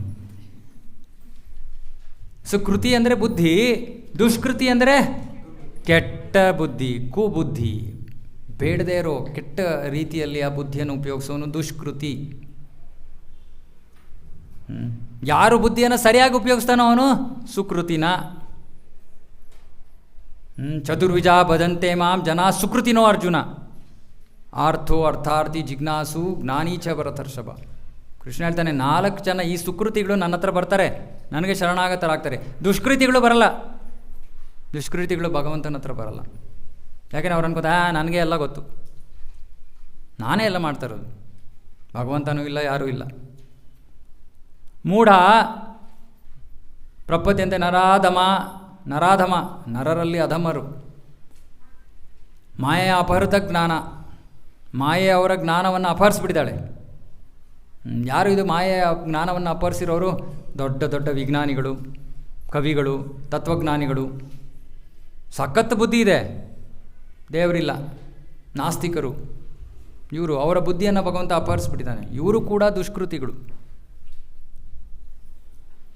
ಸೊ ಈ ದುಷ್ಕೃತಿಗಳನ್ನು ಅಂದರೆ ಯಾರು ಭಗವಂತನನ್ನು ನಿರಾಕರಿಸ್ತಾರೆ, ಭಗವಂತನ ಅಸ್ತಿತ್ವವನ್ನು ಸ್ವೀಕಾರ ಮಾಡೋದಿಲ್ವೋ, ನಾಸ್ತಿಕತೆಯನ್ನು ಅವ್ರಿಗೆ PhD ಇರ್ಬೋದು, ಡಬಲ್ ಡಿಗ್ರಿ ಇರ್ಬೋದು, ಏನೋ ಇರ್ಬೋದು, ಅವ್ರು ಭೌತಿಕವಾಗಿ ಪರಿಗಣನೆಯಲ್ಲಿ ಲೆಕ್ಕಾಚಾರದಲ್ಲಿ ಅವ್ರು ಏನೇ ಸಾಧನೆ ಮಾಡಿರಲಿ, ಭಗವಂತನನ್ನು ಸ್ವೀಕಾರ ಮಾಡಲಿಲ್ಲ ಅಂದರೆ, ಭಗವದ್ಭಕ್ತಿಯನ್ನು ಸ್ವೀಕಾರ ಮಾಡಲಿಲ್ಲ ಅಂದರೆ ಅವ್ರು ದುಷ್ಕೃತಿಗಳು.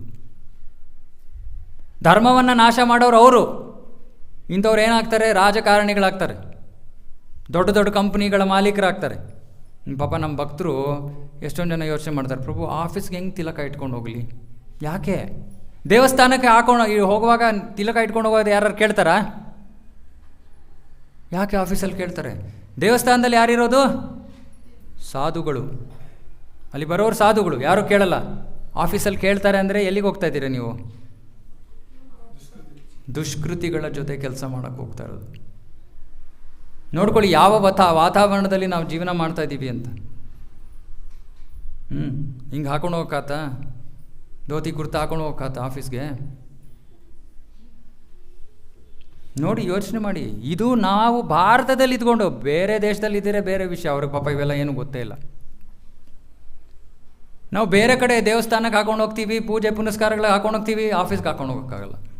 ಯಾಕೆ? ನಗ್ತಾರೆ. ಯಾಕೆ? ಎಲ್ಲರೂ ದುಷ್ಕೃತಿಗಳು, ಎಲ್ಲರೂ ದುಷ್ಕೃತಿಗಳು. ಸೊ ಅದಕ್ಕೆ ಇಲ್ಲಿ ಕೃಷ್ಣ ಹೇಳ್ತಾ ಇದ್ದಾನೆ, ಆ ದುಷ್ಕೃತಿಗಳಿಂದ ಈ ನನ್ನ ಸಂತರನ್ನು, ನನ್ನ ಭಕ್ತರನ್ನು ರಕ್ಷಿಸೋದಕ್ಕೆ ನಾನು ಬರ್ತೀನಿ. ಯಾರು ಶಾಸ್ತ್ರದಲ್ಲಿ ಎಲ್ಲಕ್ಕಿಂತ ದೊಡ್ಡ ದುಷ್ಕೃತಿ 2-3 ವಾರದಿಂದ ಕೇಳಿದ್ವಿ, ಶ್ರವಣ ಮಾಡಿದ್ವಿ. ಯಾವುದೋ ಒಂದು ಅವತಾರದ ಬಗ್ಗೆ ಶ್ರವಣ ಮಾಡ್ತಾಯಿದ್ವಿ. ನರಸಿಂಹ ಅವತಾರ. ನರಸಿಂಹ ದೇವರು ಬಂದಿದ್ದು ಯಾತಕ್ಕೆ? ಹಿರಣ್ಯಕಶಿಪು ಯಾರು? ದುಷ್ಕೃತಿನೋ ಸುಕೃತಿನೋ? ಸುಕೃತಿ ಯಾರು ಅದರಲ್ಲಿ? ಪ್ರಹ್ಲಾದನನ್ನು ರಕ್ಷಿಸೋದಕ್ಕೆ ಭಗವಂತ ತಾನೇ ಯಾರು ನೋಡಿಲ್ಲದೆ ಇರೋವಂಥ ಅಪೂರ್ವವಾದ ರೂಪವನ್ನು ಸ್ವೀಕಾರ ಮಾಡಿಕೊಂಡು ಒಂದು ಕಂಬವನ್ನು ಒಡೆದು ಹೊರಗಡೆ ಬರ್ತಾನೆ. ಇದು ಭಗವಂತ ತನ್ನ ಭಕ್ತರಿಗೆ ಹೊಂದಿರುವಂಥ ಪ್ರೀತಿ. ಭಗವಂತ ಕೇಳಲಿಲ್ಲ ಬ್ರಹ್ಮನ, ಏನಪ್ಪ ನನ್ನ ಅವತಾರದ ಲಿಸ್ಟಲ್ಲಿ ಇದು ಇಲ್ವೇ ಇಲ್ವಲ್ಲ, ಯಾಕೆ ಈ ಥರ ವರ ಕೊಟ್ಟಿದ್ಯಾ? ಭಕ್ತನನ್ನು ರಕ್ಷಿಸೋದಕ್ಕೆ ಭಗವಂತ ಏನು ಬೇಕಾದ್ರೂ ಮಾಡೋಕ್ಕೆ ಸಿದ್ಧ. ನಿಮಗೆ ಮುಂಚೆನೂ ನಾನೊಂದು ಉದಾಹರಣೆ ಕೊಟ್ಟಿದ್ದೀನಿ. ನಮ್ಮ ಆಚಾರ್ಯರಲ್ಲಿ ಒಬ್ಬರು ಮಾಧವೇಂದ್ರ ಪುರಿ, ಕ್ಷೀರ್ ಚೋರ್ ಗೋಪಿನಾಥ್ ಅಂತ. ಯಾರು ಹೋಗಿದ್ದೀರಾ? ಕ್ಷೀರ್ ಚೋರ್ ಗೋಪಿನಾಥ್ ದೇವಸ್ಥಾನ ಎಲ್ಲಿದೆ? ರೆಮೂಣಾ, ಒರಿಸ್ಸಾನಲ್ಲಿ ರೆಮೂಣಾ ಅಂತ ಜಾಗ. ಓಕೆ. ಸೊ ಈ ಕ್ಷೀರ್ ಚೋರ್ ಗೋಪಿನಾಥ್ ಒಂದು ಸತಿ ಏನಾಗುತ್ತೆ, ಬಹಳ ವರ್ಷದ ಹಿಂದೆ ಮಾಧವೇಂದ್ರ ಪುರಿ ಅಂತ ಮಹಾಭಕ್ತರಿದ್ದರು. ಈ ಭಕ್ತರು ಅವರು ವೃಂದಾವನದಿಂದ ಬಂದಿರ್ತಾರೆ. ಯಾವುದೋ ಕೆಲಸ, ಅದು ದೊಡ್ಡ ಕತೆ, ಅದು ಅಷ್ಟೊಂದು ಹೇಳೋಕ್ಕೆ ಸಮಯ ಇಲ್ಲ ನನಗೆ. ಅವರು ಜಗನ್ನಾಥಪುರಿಗೆ ಚಂದನವನ್ನು ತೊಗೊಂಡ್ಬರಕ್ಕೆ ಹೋಗ್ತಾ ಇದ್ದಾರೆ. ಹೋಗ್ತಾ ದಾರಿಯಲ್ಲಿ ಈ ಕ್ಷೀರ್ ಚೋರ್ ಗೋಪಿನಾಥನ ದೇವಸ್ಥಾನಕ್ಕೆ ಬರ್ತಾರೆ. ಅಲ್ಲಿ ಎಲ್ಲರೂ ಹೊಗಳ್ತಾ ಇದ್ದಾರೆ, ಈ ಕ್ಷೀರ್ ಚೋರ್ ಗೋಪಿನಾಥ್ಗೆ ರಾತ್ರಿ ಭೋಗ ನೈವೇದ್ಯ, ಪಾಯಸ, ಕ್ಷೀರಾನ್ನ, ಅಕ್ಕಿ ಪಾಯಸ, ಅಮೃತ ಸದೃಶ ಅಂತ, ಅಮೃತದಷ್ಟು ಅದ್ಭುತವಾದ ಒಂದು ರುಚಿ ಅದಕ್ಕೆ. ಅಂತಹ ಕ್ಷೀರಾನ್ನವನ್ನು ಭಗವಂತನಿಗೆ ನೈವೇದ್ಯ ಮಾಡ್ತಾರೆ ಅಂತ. ಮಾಧವೇಂದ್ರ ಪುರಿ ನಿಷ್ಕಿಂಚನ ಭಕ್ತ ಅಥವಾ ಕೇವಲ ಭಕ್ತ ಅಥವಾ ಶುದ್ಧ ಭಕ್ತ. ಅಂದರೆ ಈ ಭಕ್ತರು ತಮ್ಮ ಸ್ವಾರ್ಥಕ್ಕೋಸ್ಕರ ಜೀವನ ಮಾಡ್ತಾ ಇಲ್ಲ. ನನ್ನ ಜೀವನ, ನನ್ನ ಹೊಟ್ಟೆ, ಅವರ ಜೀವನದ ಗುರಿ ಒಂದೇ ಒಂದು, ಏನು? ಕೃಷ್ಣನ ಸಂತೃಪ್ತಿ. ಸೊ ಮಾಧವೇಂದ್ರ ಪುರಿಯವರು ಆ ದೇವಸ್ಥಾನದಲ್ಲಿ ನಿಂತ್ಕೊಂಡು ಯೋಚನೆ ಮಾಡ್ತಾ ಇದ್ದಾರೆ, ಇಷ್ಟು ಅದ್ಭುತವಾಗಿದೆಯಾ ಇದು? ನಮ್ಗೆ ಯಾರು ಹೇಳಿದ್ರೆ ತುಂಬ ಚೆನ್ನಾಗಿರುತ್ತೆ ಇಲ್ಲಿ ಪ್ರಸಾದ ಅಂದರೆ ಏನು ಮಾಡ್ತೀವಿ? ಲೈನಲ್ಲಿ ಫಸ್ಟ್ ನಿಂತ್ಕೋತೀವಿ, ನನಗೆ ಸಿಗುತ್ತಾ? ಆದರೆ ಇವರ ಯೋಚನೆ ನೋಡಿ, ಇವ್ರು ಯೋಚನೆ ಮಾಡ್ತಾ ಇದ್ದಾರೆ, ನನಗೇನಾದರೂ ಇದರ ಒಂದು ಸ್ವಲ್ಪ ನನಗೆ ರುಚಿ ಸಿಕ್ಕಿದ್ರೆ ಇವರು ಇದನ್ನು ಹೇಗೆ ಮಾಡ್ತಾರೆ ಅಂತ ತಿಳ್ಕೊಂಡು ಅದೇ ಥರ ನೈವೇದ್ಯವನ್ನು ನಾನು ನನ್ನ ಗೋಪಾಲನಿಗೆ ಬೃಂದಾವನದಲ್ಲಿ ಮಾಡ್ತೀನಿ ಅಂತ ಯೋಚನೆ ಮಾಡಿದ್ರು. ಯಾರಿಗೂ ಹೇಳಿಲ್ಲ ಬಾಯ್ಬಿಟ್ಟು. ಅವ್ರಿಗೆ ಆಮೇಲೆ ಅನಿಸುತ್ತೆ, ಅಯ್ಯೋ ಇದೇನಿದು, ನಾನು ನನ್ನ ಇಂದ್ರಿಯ ತೃಪ್ತಿಗೋಸ್ಕರ ಯೋಚನೆ ಮಾಡ್ತಾ ಇದ್ದೀನ ಅಂತ. ಅಂದರೆ ಭಕ್ತರು ಅಷ್ಟು ನಮ್ರತೆಯಿಂದ ಇರ್ತಾರೆ. ಯಾರಿಗೂ ಹೇಳಿಲ್ಲ, ಸುಮ್ಮನಾಗೋದ್ರು. ಸಾಯಂಕಾಲ ಶಯನ ಆರತಿ ಆಯಿತು, ಭಗವಂತನನ್ನು ಪೂಜಾರಿಗಳು ಅವರನ್ನು ಮಲಗಿಸಿ ತಮ್ಮ ಮನೆಗೆ ಹಿಂದಿರುಗಿದ್ರು. ಎಲ್ಲ ನೈವೇದ್ಯ ಎಲ್ಲ ಆಯಿತು, ಹಿಂದಿರುಗಿದ್ರು. ಆಮೇಲೆ ನಿದ್ದೆ ಮಾಡಾದ್ಮೇಲೆ ಸ್ವಲ್ಪ ಹೊತ್ತಾದ್ಮೇಲೆ ಕನಸಿನಲ್ಲೇನು ಆ ಗೋಪಿನಾಥ ತನ್ನ ಪೂಜಾರಿಯ ಕನಸಿನಲ್ಲಿ ಬಂದು ಎಬ್ಬಿಸ್ತಾ ಇದ್ದಾನೆ, ಹೇಳಪ್ಪ, ಕೆಲಸ ಇದೆ ಇವಾಗ,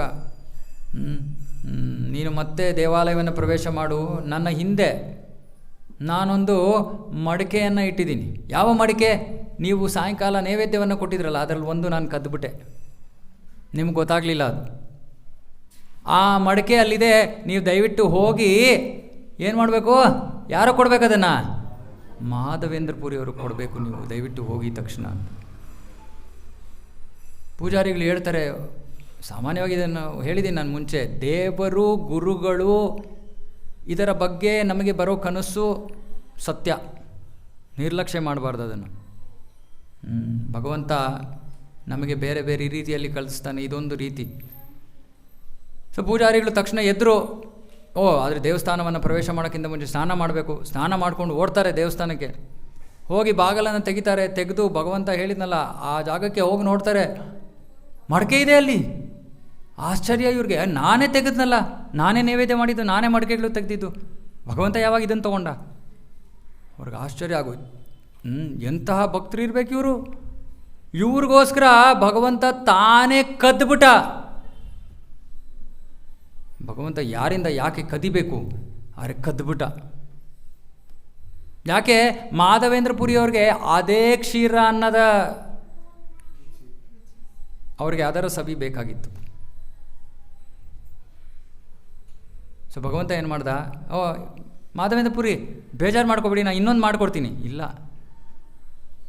ಅದನ್ನೇ ಭಗವಂತ ಕದ್ದು ಬಚ್ಚಿಟ್ಟುಬಿಟ್ಟು ಆಮೇಲೆ ಅದನ್ನು ತನ್ನ ಪೂಜಾರಿಯ ಮೂಲಕ ತಗೊಂಡೋಗಿ ಮಾಧವೇಂದ್ರ ಪುರಿ ಅವರಿಗೆ ಕೊಡಿಸ್ತಾನೆ. ಇದು ಭಗವಂತನ ಪ್ರೀತಿ. ಕೃಷ್ಣ ದೇವಕಿ ಮತ್ತು ವಸುದೇವರ ಮುಂದೆ ಪ್ರಕಟ ಆಗಿದ್ದು ಯಾಕೆ ಪ್ರಕಟ ಆದ? ದೇವಕಿ ಮತ್ತು ವಸುದೇವ ಇಬ್ಬರು ಭಗವಂತನ ಭಕ್ತರು. ಕಂಸ ಅವರನ್ನು ಬಂಧಿಸಿ ಅವರಿಗೆ ಶಿಕ್ಷೆ, ತೊಂದರೆಯನ್ನು ಕೊಡ್ತಾ ಇದ್ದ. ಅವರನ್ನು ಆ ಕಷ್ಟದಿಂದ ರಕ್ಷಿಸುವುದಕ್ಕೋಸ್ಕರ ಭಗವಂತ ಅವರ ಎದುರಿಗೆ ಪ್ರಕಟ ಆಗಿತ್ತು. ಸೊ ಹೀಗೆ ನಾವು ನೋಡ್ಬೋದು, ಭಗವಂತ ತನ್ನ ಭಕ್ತರ ಸಂರಕ್ಷಣೆಗೋಸ್ಕರ, ಭಕ್ತರ ಮೇಲಿನ ಪ್ರೀತಿಗೋಸ್ಕರ, ಹೋಗಲಿ ಭಕ್ತರ ಹಾಳಾಗೋಗ್ಲಿ, ಪೂತನಿ ಏನವಳು? ರಾಕ್ಷಸಿ, ಭಗವಂತನನ್ನು ಕೊಲ್ಲಕ್ಕೆ ಬಂದವಳು. ಭಗವಂತನಿಗೆ ಎಷ್ಟು ಕೃಪೆ ನೋಡಿ ಜೀವಿಗಳ ಮೇಲೆ. ತನ್ನನ್ನು ಕೊಲ್ಲಕ್ಕೆ ಬಂದಿದ್ದಂತಹ ರಾಕ್ಷಸಿ ಕೂಡ ಅಯ್ಯೋ ಹಾಲು ಕುಡಿಸೋ ಒಂದು ಮನೋಭಾವದಿಂದ ಬಂದ್ಲು. ಹಾಲಲ್ಲಿ ವಿಷ ಇತ್ತು, ಅದು ಭಗವಂತ ಪರಿಗಣಿಸಲಿಲ್ಲ. ನರ್ಸಾಗಿ ಪರಿಗಣಿಸ್ಬಿಟ್ಟ. ಮತ್ತು ಅವಳಿಗೆ ಆಧ್ಯಾತ್ಮಿಕ ಜಗತ್ತಿನಲ್ಲಿ ಅಂಥ ಸ್ಥಾನ ಕೊಟ್ಬಿಟ್ಟ. ಯಾರಿಗೆ? ಅವನನ್ನು ಕೊಲ್ಲಕ್ಕೆ ಬಂದಿರುವಂಥ ರಾಕ್ಷಸಿ. ಸೊ ಇದು ಭಗವಂತನ ಕೃಪೆ. ಭಗವಂತನ ಕೃಪೆ. ವಿಶೇಷವಾಗಿ ಶಾಸ್ತ್ರದಲ್ಲಿ ಒಂದು ದೊಡ್ಡ ಚರ್ಚೆ ನಡೆಯುತ್ತೆ. ಭಗವಂತ ಪಕ್ಷಪಾತಿನೋ ಇಲ್ವೋ? ಪಾರ್ಶಾಲಿಟಿ ಇದೆಯಾ? ಭಗವಂತ ಒಬ್ಬರಿಗೆ ಒಳ್ಳೇದು ಮಾಡೋದು, ಇನ್ನೊಬ್ಬರಿಗೆ ಕೆಟ್ಟದ್ದು ಮಾಡೋದು ಮಾಡ್ತಾನಾ? ಇದು ಭಾಗವತದಲ್ಲಿ ಚರ್ಚೆಯ ವಿಷಯ, ದೊಡ್ಡ ವಿಷಯ. ಕೃಷ್ಣ ಭಗವದ್ಗೀತೆಯಲ್ಲಿ ಹೇಳ್ತಾನೆ, ಯೇ ಯಥಾ ಮಾಂ ಪ್ರಪದ್ಯಂತೆ ತಾಂ ತಥೈವ ಭಜಾಮ್ಯಹಂ. ಯಾರು ನನಗೆ ಯಾವ ರೀತಿಯಲ್ಲಿ ನನ್ನನ್ನು ಭಜಿಸ್ತಾರೋ ನಾನು ಆ ರೀತಿ ಪ್ರತಿಕ್ರಿಯಿಸ್ತೀನಿ ಅವ್ರ ಜೊತೆ. ಅಂದರೆ ಪಾರ್ಶಾಲಿಟಿ ಇಲ್ಲ ಅಂತ. ಆದರೆ ಪಾರ್ಶಾಲಿಟಿ ಇದೆ. ಪಾರ್ಶಾಲಿಟಿ ಇದೆ ಅಂದರೆ ಭಗವಂತನಿಗೆ ತನ್ನ ಭಕ್ತರ ಮೇಲೆ ಎಷ್ಟು ಪ್ರೀತಿ ಅಂದರೆ, ಒಬ್ಬ ತಂದೆ ತನ್ನ ಮಗನ ಮೇಲೆ ತುಂಬ ಪ್ರೀತಿ ಇದ್ದರೆ ಅವನು ಯಾವುದಾದ್ರು ನಿಯಮಕ್ಕೆ ಕಾಯ್ತಾನ? ಈ ನಿಯಮದ ಪ್ರಕಾರ ನಾನು ನಡ್ಕೋತಾ ಇಲ್ಲ. ಆ ಮಗುವಿಗೆ ಏನು ಸೂಕ್ತವೋ ಏನು ಅವಶ್ಯಕವೋ ಅದು ಮಾಡೋಕ್ಕೆ ಅವನು ಸಿದ್ಧ. ಅದೇ ರೀತಿ ಭಗವಂತ ತನ್ನ ಭಕ್ತರಿಗೋಸ್ಕರ ಅವನು ಯಾವ ನಿಯಮವನ್ನು ಬೇಕಾದ್ರೂ ಉಲ್ಲಂಘನೆ ಮಾಡ್ದ. ಯಾವ ನಿಯಮವನ್ನು ಉಲ್ಲಂಘನೆ ಮಾಡ್ದ ಭಗವಂತ? ಕುರುಕ್ಷೇತ್ರದ ಯುದ್ಧ ಭೂಮಿಯಲ್ಲಿ ತನ್ನ ಒಂದು ಮಾತನ್ನು ಮುರಿದ. ಯಾವ ಮಾತನ್ನು ಮುರಿದ? ಯಾಕೆ ಮುರಿದ? ಯಾವ ಭಕ್ತರಿಗೋಸ್ಕರ? ಇಬ್ಬರು ಭಕ್ತರು. ಯಾರ್ಯಾರು? ಒಂದು ಕಡೆ ಅರ್ಜುನ, ನೋಡ ಭೀಷ್ಮ. ಸೊ ಹೀಗೆ ಭಗವಂತ ತನ್ನ ಭಕ್ತರಿಗೋಸ್ಕರ ಏನು ಬೇಕಾದರೂ ಮಾಡೋಕ್ಕೆ ಸಿದ್ಧ. ಯಾಕೆ ಭಕ್ತರಿಗೆ ಏನು ಬೇಕಾದ್ರೂ ಮಾಡೋಕ್ಕೆ ಸಿದ್ಧ? ಯಾಕಂದರೆ ಭಕ್ತರು ಅವನಿಂದ ಅವನ ಜೊತೆ ವ್ಯಾಪಾರ ಮಾಡ್ತಾಯಿಲ್ಲ. ಭಕ್ತರು ಅವನ ಜೊತೆ ವ್ಯಾಪಾರ ಮಾಡೋಕ್ಕೆ ಬರಲ್ಲ. ಭಗವಂತ ನನಗೆ ಇದು ಕೊಟ್ಬಿಡಪ್ಪ, 10 ರೂಪಾಯಿ ಹಾಕಿದೆ ನಾನು, ಗೋವಿಂದ ತಿರುಪತಿ ಗೋವಿಂದ 10 ರೂಪಾಯಿ ಹಾಕಿದ್ದೀನಪ್ಪ, 100 ರೂಪಾಯಿ ಮಾತ್ರ ಕೇಳ್ತಾ ಇರೋದು ನಾನು. ನಿನಗೇನು ಎಷ್ಟೊಂದು ಹಣ ಇದೆಯಲ್ಲ, ಪರವಾಗಿಲ್ಲ ಕೊಡು. ಭಗವಂತ ಹೇಳ್ತಾನೆ, ಇಲ್ಲ ಕಣಪ್ಪ, ಕುಬೇರನಿಗೆ ಸಾಲ ಮಾಡಿದ್ದೀನಿ. ಪರವಾಗಿಲ್ಲ ಕೊಡಪ್ಪ, ಇನ್ಯಾರೋ ಕೊಡ್ತಾರೆ, ಕೊಡು. ಈ ವ್ಯಾಪಾರದ ಸಂಬಂಧ ಕೃಷ್ಣನಿಗೆ ಇಷ್ಟ ಇಲ್ಲ, ಭಗವಂತನಿಗೆ ಇಷ್ಟ ಇಲ್ಲ. ಭಗವಂತ ಮಾಡ್ತಾನೆ, ಸರಿ ಆಯಿತು. ನನ್ನ ಹತ್ರ ಆದರೂ ಬರ್ತಾ ಇದ್ದಾರಲ್ಲ ಸುಕೃತಿಗಳು, ಒಳ್ಳೆ ಬುದ್ಧಿ ಇದೆ ಅವರಿಗೆ, ನನ್ನ ಹತ್ರ ಬರ್ತಾ ಇದ್ದಾರೆ, ಕ್ರಮೇಣವಾಗಿ ಪರಿಶುದ್ಧರಾಗಿ ಹೋಗ್ತಾರೆ. ಅದಕ್ಕೆ ಭಾಗವತದಲ್ಲಿ ಹೇಳ್ತಾರೆ, ಅಕಾಮ ಸರ್ವಕಾಮೋವ ಮೋಕ್ಷಕಾಮ ಉದಾರದೀಹಿ ತೀವ್ರೇಣ ಭಕ್ತಿಯೋಗೇನ ಯಜೇತ ಪುರುಷಂ ಪರಂ. ಒಬ್ಬೊಬ್ರು ಕೇಳ್ತಾರೆ, ಓ ಏನಪ್ಪ ನೀವು ಯಾವಾಗಲೂ ಶುದ್ಧ ಭಕ್ತಿ ಅಂತ ಇರ್ತೀರ, ನಮ್ಗೆ ಎಷ್ಟೊಂದು ಭೌತಿಕ ಆಸೆಗಳಿದೆ, ನಾವು ಭಕ್ತಿ ಮಾಡಬೇಕು ಮಾಡಬಾರ್ದು? ಮಾಡಿ. ಭಾಗವತ ಹೇಳ್ತಾ ಇದ್ದಾರೆ, ಮಾಡಿ. ಬೇರೆ ದೇವತೆಗಳ ಹತ್ರ ಹೋಗ್ಬೇಡಿ. ಕೃಷ್ಣ ಹೇಳ್ತಾನೆ, ನನ್ನ ಹತ್ರ ಬನ್ನಿ. ಯಾಕೆ? ಅವರೆಲ್ಲರ ಬಾಸ್ ನಾನೇ. ನೀವು ಅವ್ರ ಹತ್ರ ಹೋದರೂ ಕೂಡ ಅವ್ರೇನಾದ್ರು ನೀವು ಕೊಡಬೇಕು ಅಂದರೆ ನನ್ನ ಅನುಮತಿನೇ ತೊಗೊಂಡು ಕೊಡೋದವರು. ಅಲ್ಲಿ ಇಲ್ಲಿ ಯಾಕೆ ಬರ್ತಾಡ್ತಾ ಇದ್ದೀರಾ? ನನ್ನ ಹತ್ರನೇ ಬನ್ನಿ. ತುಂಬ ಆಸೆಗಳಿದೆಯಾ? ಪರವಾಗಿಲ್ಲ. ಅಕಾಮ ಸರ್ವಕಾಮ ಎಲ್ಲ ಆಸೆಗಳಿದೆ, ಭೌತಿಕ ಜಗತ್ತಿನಲ್ಲಿ ಇರೋದೆಲ್ಲ ನನಗೆ ಬೇಕು, ಏನೂ ಸಮಸ್ಯೆ ಇಲ್ಲ, ಬನ್ನಿ ಕೃಷ್ಣನ ಹತ್ರ.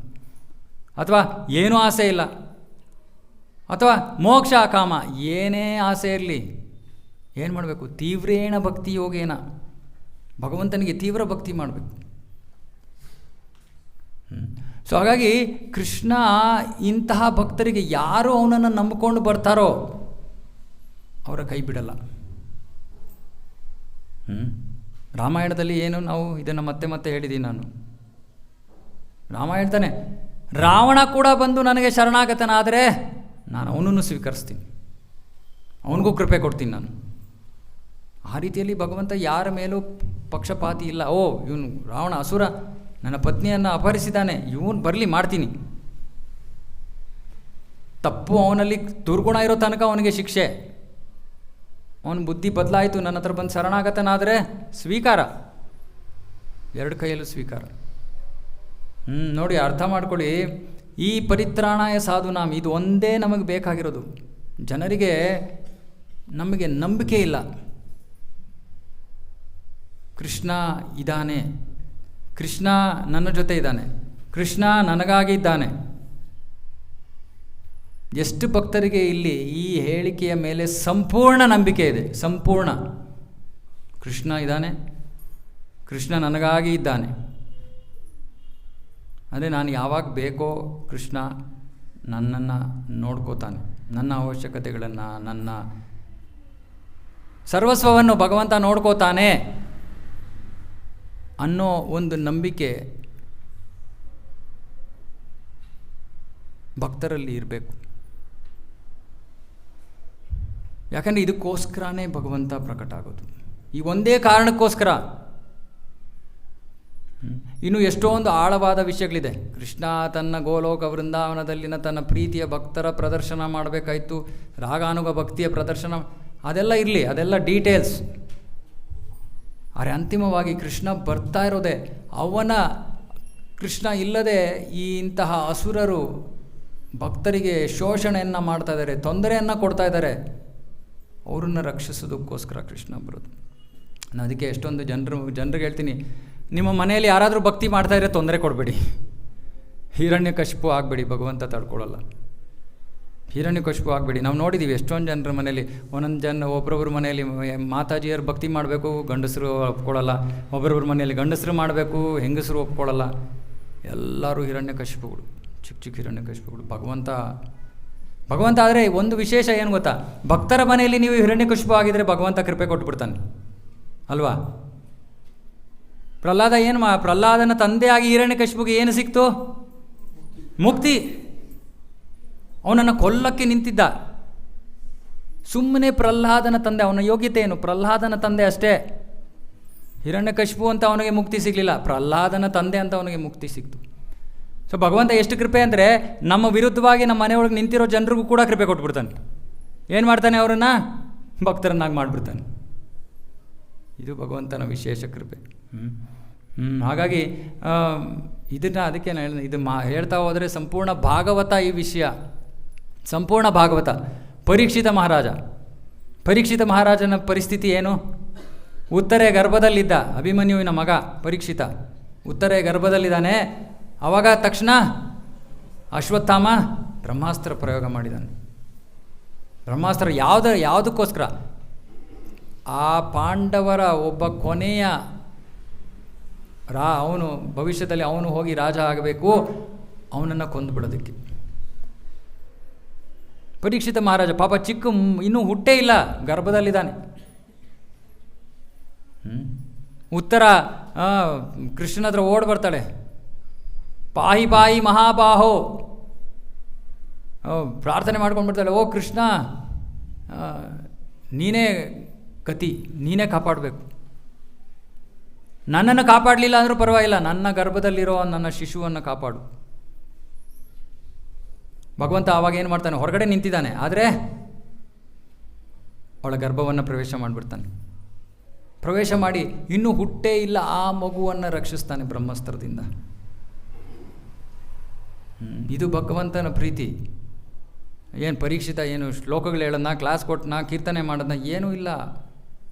ಭಕ್ತ ಅವನು, ಭಕ್ತನ ಮಗ, ಮಹಾಭಕ್ತರ ಮೊಮ್ಮಗ. ಎಷ್ಟೊಂದು ಯೋಗ್ಯತೆಗಳು ಅವನಿಗೆ. ಸುಮ್ಮನೆ ಅದಕ್ಕೋಸ್ಕರ ಭಗವಂತ ಅವನನ್ನು ರಕ್ಷಿಸಿದ್ದಾನೆ ಅಷ್ಟೇ. ಸೊ ಹೀಗೆ ಸಂಪೂರ್ಣ ಭಾಗವತ ನೋಡಿ. ಆಮೇಲೆ ಒಂದೊಂದು ಸತಿ ಇದೊಂದು ತುಂಬ ಗೊಂದಲದ ವಿಷಯ ಭಕ್ತರಿಗೆ. ನಾನು ಭಗವಂತನ ಮುಂದೆ ನಿಂತ್ಕೊಂಡು ಕೇಳಿದೆ, ನನಗೇನೋ ಸಮಸ್ಯೆ ಇದೆ ರಕ್ಷಿಸು ಅಂತ. ಭಗವಂತ ಏನೂ ಮಾಡಲೇ ಇಲ್ಲ. ನೀವೇನು ಹೇಳ್ತೀರಾ ಭಕ್ತವತ್ಸಲ ಅಂತ?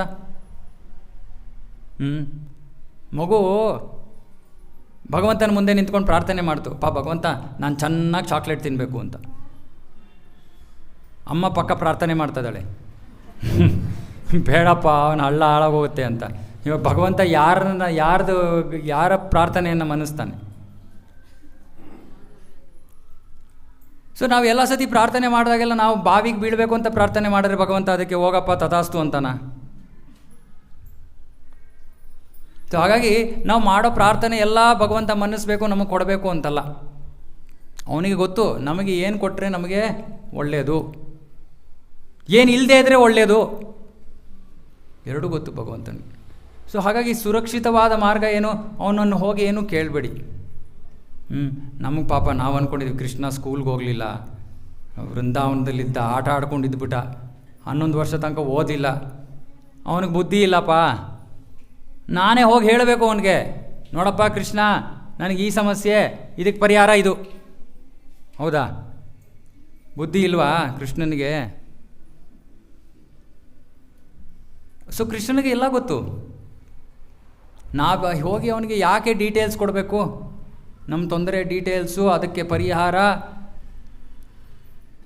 ಅವನಿಗೆ ಬಿಟ್ಬಿಡೋಕ್ಕಾಗಲ್ವಾ?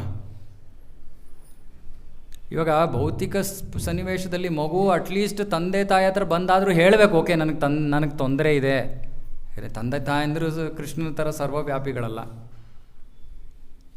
ಆದರೆ ಆಮೇಲೆ ಮಗು ಹೇಳಲ್ಲ, ಅಪ್ಪ ನಿನಗೆ ಪ್ರಾಬ್ಲಮ್ ಹೇಳಿದ್ದೀನಲ್ವಾ, ಸೊಲ್ಯೂಷನ್ ಬರ್ತೀನಿ ನೋಡು ಈ ಚೀಟಿಯಲ್ಲಿ, ಓದ್ಕೊಂಬಿಡು. ಮಗು ಹೇಳುತ್ತೆ, ಆಟ ಆಡೋಕೆ ಕೊಟ್ಟೋಗ್ಬಿಡುತ್ತೆ. ಅರೆ ಭಗವಂತ ಎಷ್ಟು ಸರ್ವಶಕ್ತನಂದರೆ ನಾವು ಅವನಿಗೆ ಹೇಳೋ ಅವಶ್ಯಕತೆಯೂ ಇಲ್ಲ, ಸಮಸ್ಯೆ ಇದೆ ಅಂತಲೂ ಹೇಳೋ ಅವಶ್ಯಕತೆ ಇಲ್ಲ, ಪರಿಹಾರದ ಬಗ್ಗೆ ಹೇಳೋದು ಮೊದಲೇ ಅವಶ್ಯಕತೆ ಇಲ್ಲ. ಅವನಿಗೆಲ್ಲ ಗೊತ್ತಿದೆ. ಸುಮ್ಮನೆ ನಾವು ಮಾಡಬೇಕಾಗಿರೋದು ಅವನ ಮೇಲೆ ಅವಲಂಬಿತರಾಗಿರ್ಬೇಕಷ್ಟೇ. ಅವಲಂಬನೆ ಅಂದರೆ ಏನು? ಬಹಳ ಸರಳವಾದ ವಿಷಯ. ಸುಮ್ಮನೆ ಅವನಲ್ಲಿ ನಂಬಿಕೆ ಇರಬೇಕಷ್ಟೇ. ಜೀವನದಲ್ಲಿ ಏನೇ ಪರಿಸ್ಥಿತಿ ಬರಲಿ, ಕೃಷ್ಣ ಪರಿತ್ರಾಣಾಯ ಸಾಧುನಾಂ ಹೇಳಿದ್ದಾನೆ ಭಗವದ್ಗೀತೆಯಲ್ಲಿ. ನಾನು ಅವನ ಭಕ್ತ, ಅವನಿಗೆ ನಾನು ಶರಣಾಗತನಾಗಿದ್ದೀನಿ, ಅವನ ಮೇಲೆ ಅವಲಂಬಿತನಾಗಿದ್ದೀನಿ, ಭಗವಂತ ನನ್ನನ್ನು ರಕ್ಷಿಸ್ತಾನೆ, ಭಗವಂತ ನನಗೇನು ಅವಶ್ಯಕವೋ ಅದು ಕೊಡ್ತಾನೆ. ಇದನ್ನು ಸಾಬೀತು ಮಾಡೋದಕ್ಕೋಸ್ಕರ ಭಗವಂತ ಬರೋದು, ತೋರ್ಸೋದಕ್ಕೆ. ಹಲವಾರು ಸನ್ನಿವೇಶಗಳ ಮೂಲಕ ಭಗವಂತ ತೋರಿಸ್ತಾನೆ, ನೋಡಪ್ಪ ನನ್ನ ಭಕ್ತರನ್ನು ನಾನು ಈ ರೀತಿ ನೋಡ್ಕೋತೀನಿ. ಓಕೆ, ಹಾಗಾಗಿ ಜೀವನದಲ್ಲಿ ಎಂಥ ಕಠಿಣ ಪರಿಸ್ಥಿತಿ ಇದ್ದರೂ ಕೂಡ ಇದೊಂದನ್ನು ಮರಿಬೇಡಿ. ಪೂತನೆ ಅಂತ ರಾಕ್ಷಸಿಗೆ ಆಧ್ಯಾತ್ಮಿಕ ಜಗತ್ತು ಕೊಟ್ಟಿರುವಾಗ ಭಗವಂತ ನಾವು ಪೂತನಿನೂ ಅಲ್ಲ, ಹಿರಣ್ಯಕಶಿಪುನೂ ಅಲ್ಲ, ಅದೇ ಸಮಯದಲ್ಲಿ ಮಹಾಭಕ್ತರು ಅಲ್ಲ, ಪರವಾಗಿಲ್ಲ, ನಾವು ಮಹಾಭಕ್ತರಾಗಬೇಕಾಗಿಲ್ಲ, ಸುಮ್ಮನೆ ಅವನಿಗೆ ಶರಣಾಗತರಾಗಬೇಕು, ಅವನ ಮೇಲೆ ಅವಲಂಬಿತರಾಗಬೇಕು, ಅವನ ಮಕ್ಕಳಾಗಬೇಕು, ಇಷ್ಟೇ ಬೇಕಾಗಿರೋದು. ಭಗವಂತ ನಮ್ಮ ಜೀವನದ ಸರ್ವಸ್ವವನ್ನು ನೋಡ್ಕೋತಾನೆ. ಅದಕ್ಕೆ ನಾನು ಹೇಳಿದೆ, ಇದು ನನಗೆ ಭಗವದ್ಗೀತೆಯಲ್ಲಿ ಎಲ್ಲಕ್ಕಿಂತ ಪ್ರಿಯವಾದ ಶ್ಲೋಕ. ಇನ್ನೂ ಸುಂದರವಾದದ್ದು ಮುಂದಿನ ವಾರದ್ದು, ಇನ್ನೂ ಅದ್ಭುತ ಅದು. ಇದ್ರ ಬಗ್ಗೆ ಇನ್ನೂ ಚೆನ್ನಾಗಿ ಮುಂದಿನ ವಾರ ಚರ್ಚೆ ಮಾಡೋಣ. ಹಾಗಾಗಿ ಇದನ್ನು ನೆನಪಿನಲ್ಲಿ ಇಟ್ಕೊಳ್ಳಿ. ಧರ್ಮವನ್ನು ನಾವು ಯಾವಾಗ ಉಲ್ಲಂಘನೆ ಮಾಡೋದು? ಭಗವಂತನ ಭಕ್ತಿಯನ್ನು ಬಿಟ್ಟಾಗ. ಹಾಗಾಗಿ ಭಗವಂತನ ಭಕ್ತರಾಗ್ಬಿಟ್ರೆ ಧರ್ಮ ಸಂಸ್ಥಾಪನೆ ಆಯಿತು ನಮ್ಮಿಂದ, ಭಗವಂತನ ರಕ್ಷಣೆಯಲ್ಲೂ ಬಂದ್ಬಿಡ್ತೀವಿ, ಭಗವಂತನ ಪ್ರೀತಿಯೂ ಸಿಕ್ಬಿಡುತ್ತೆ ಅಂತಿಮವಾಗಿ.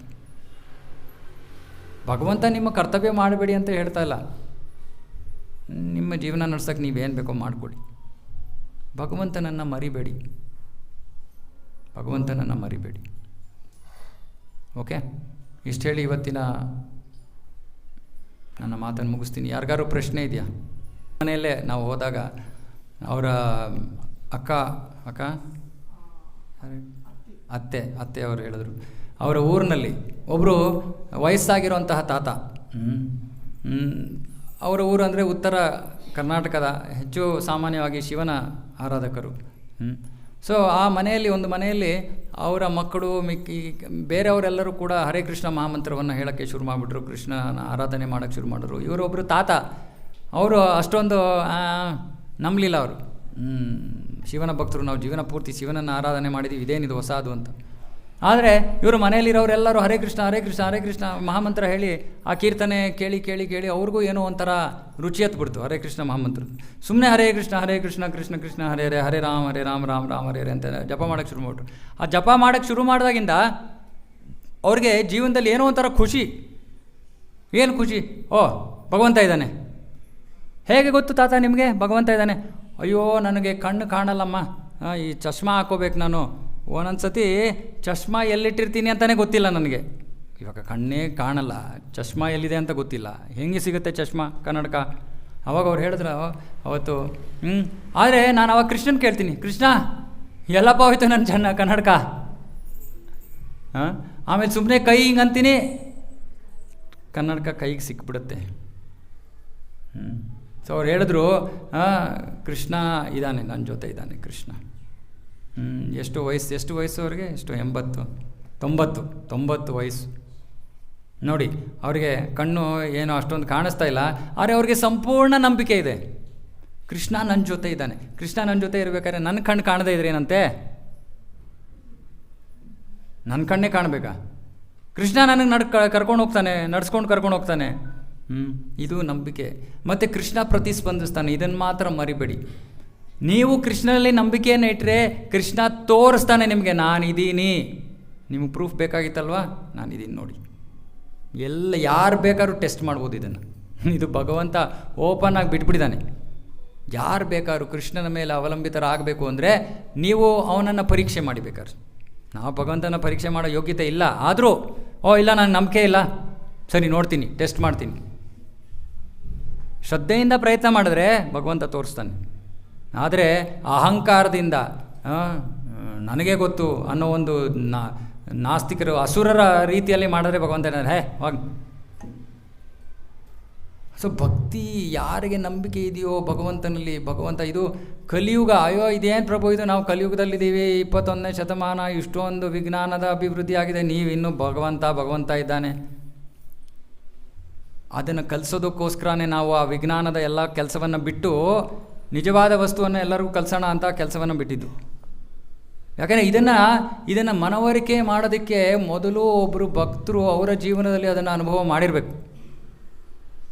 ಆಗಲೇ ಆ ಒಂದು ಕಾನ್ಫಿಡೆನ್ಸ್ ಬರೋದು. ಇದನ್ನು ಇನ್ನೊಬ್ರಿಗೆ ಹೋಗಿ ಅಷ್ಟೇ ದೃಢ ವಿಶ್ವಾಸದಿಂದ ನಾವು ಹೇಳೋದಕ್ಕೆ ಸಾಧ್ಯ.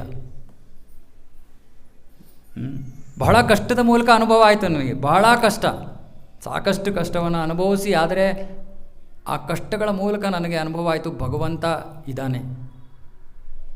ಸೊ ಇವತ್ತು ನನಗೆ ಅಷ್ಟೇ ಕಾನ್ಫಿಡೆನ್ಸಿಂದ, ಅಷ್ಟೇ ವಿಶ್ವಾಸದಿಂದ ನಾನು ಹೇಳ್ತೀನಿ, ಭಗವಂತ ಇದ್ದಾನೆ. ಚಾಲೆಂಜ್, ಯಾರು ಬೇಕಾದ್ರೂ ಮಾಡಿ, ಯಾರು ಬೇಕಾದ್ರೂ ಟೆಸ್ಟ್ ಮಾಡಿ, ಭಗವಂತ ಇದ್ದಾನೆ. ನಿಮಗೆ ನಮ್ಮೆಲ್ಲರಿಗೂ ಪ್ರೀತಿಯನ್ನು ಕೊಡೋಕ್ಕೋಸ್ಕರನೇ ಕೃಷ್ಣ ಬರೋದು. ಹಾಗಾಗಿ ಅವನಿಗೆ ಪ್ರೀತಿಯನ್ನು ತೋರಿಸೋ ವಿಧಾನ ಏನು? ಮಕ್ಕಳು ಹೇಳ್ತಾ ಇದಾರಲ್ಲ, ಹರೇ ಕೃಷ್ಣ ಕೃಷ್ಣ ಕೃಷ್ಣ ಹರೇ ಹರೇ, ಹರೇ ರಾಮ ರಾಮ ರಾಮ ಹಿಂಗೆ ಬಿಟ್ಟರೆ ನಾನು ಹೋಗ್ತಾನೆ ಇರ್ತೀನಿ. ಇವತ್ತು ಟೈಮ್ ಆಯಿತು, ಮುಗಿಸೋಣ. ಭಗವದ್ಗೀತಾ ಕಿ ಜೈ, ಜಗದ್ಗುರು ಶಿಲ ಪ್ರಭುಪಾದ ಕಿ ಜೈ, ಸಮವೇತ ಗೌರವ ಭಕ್ತರಿಂದ ಕಿ ಜೈ. ಹರೇ ಕೃಷ್ಣ.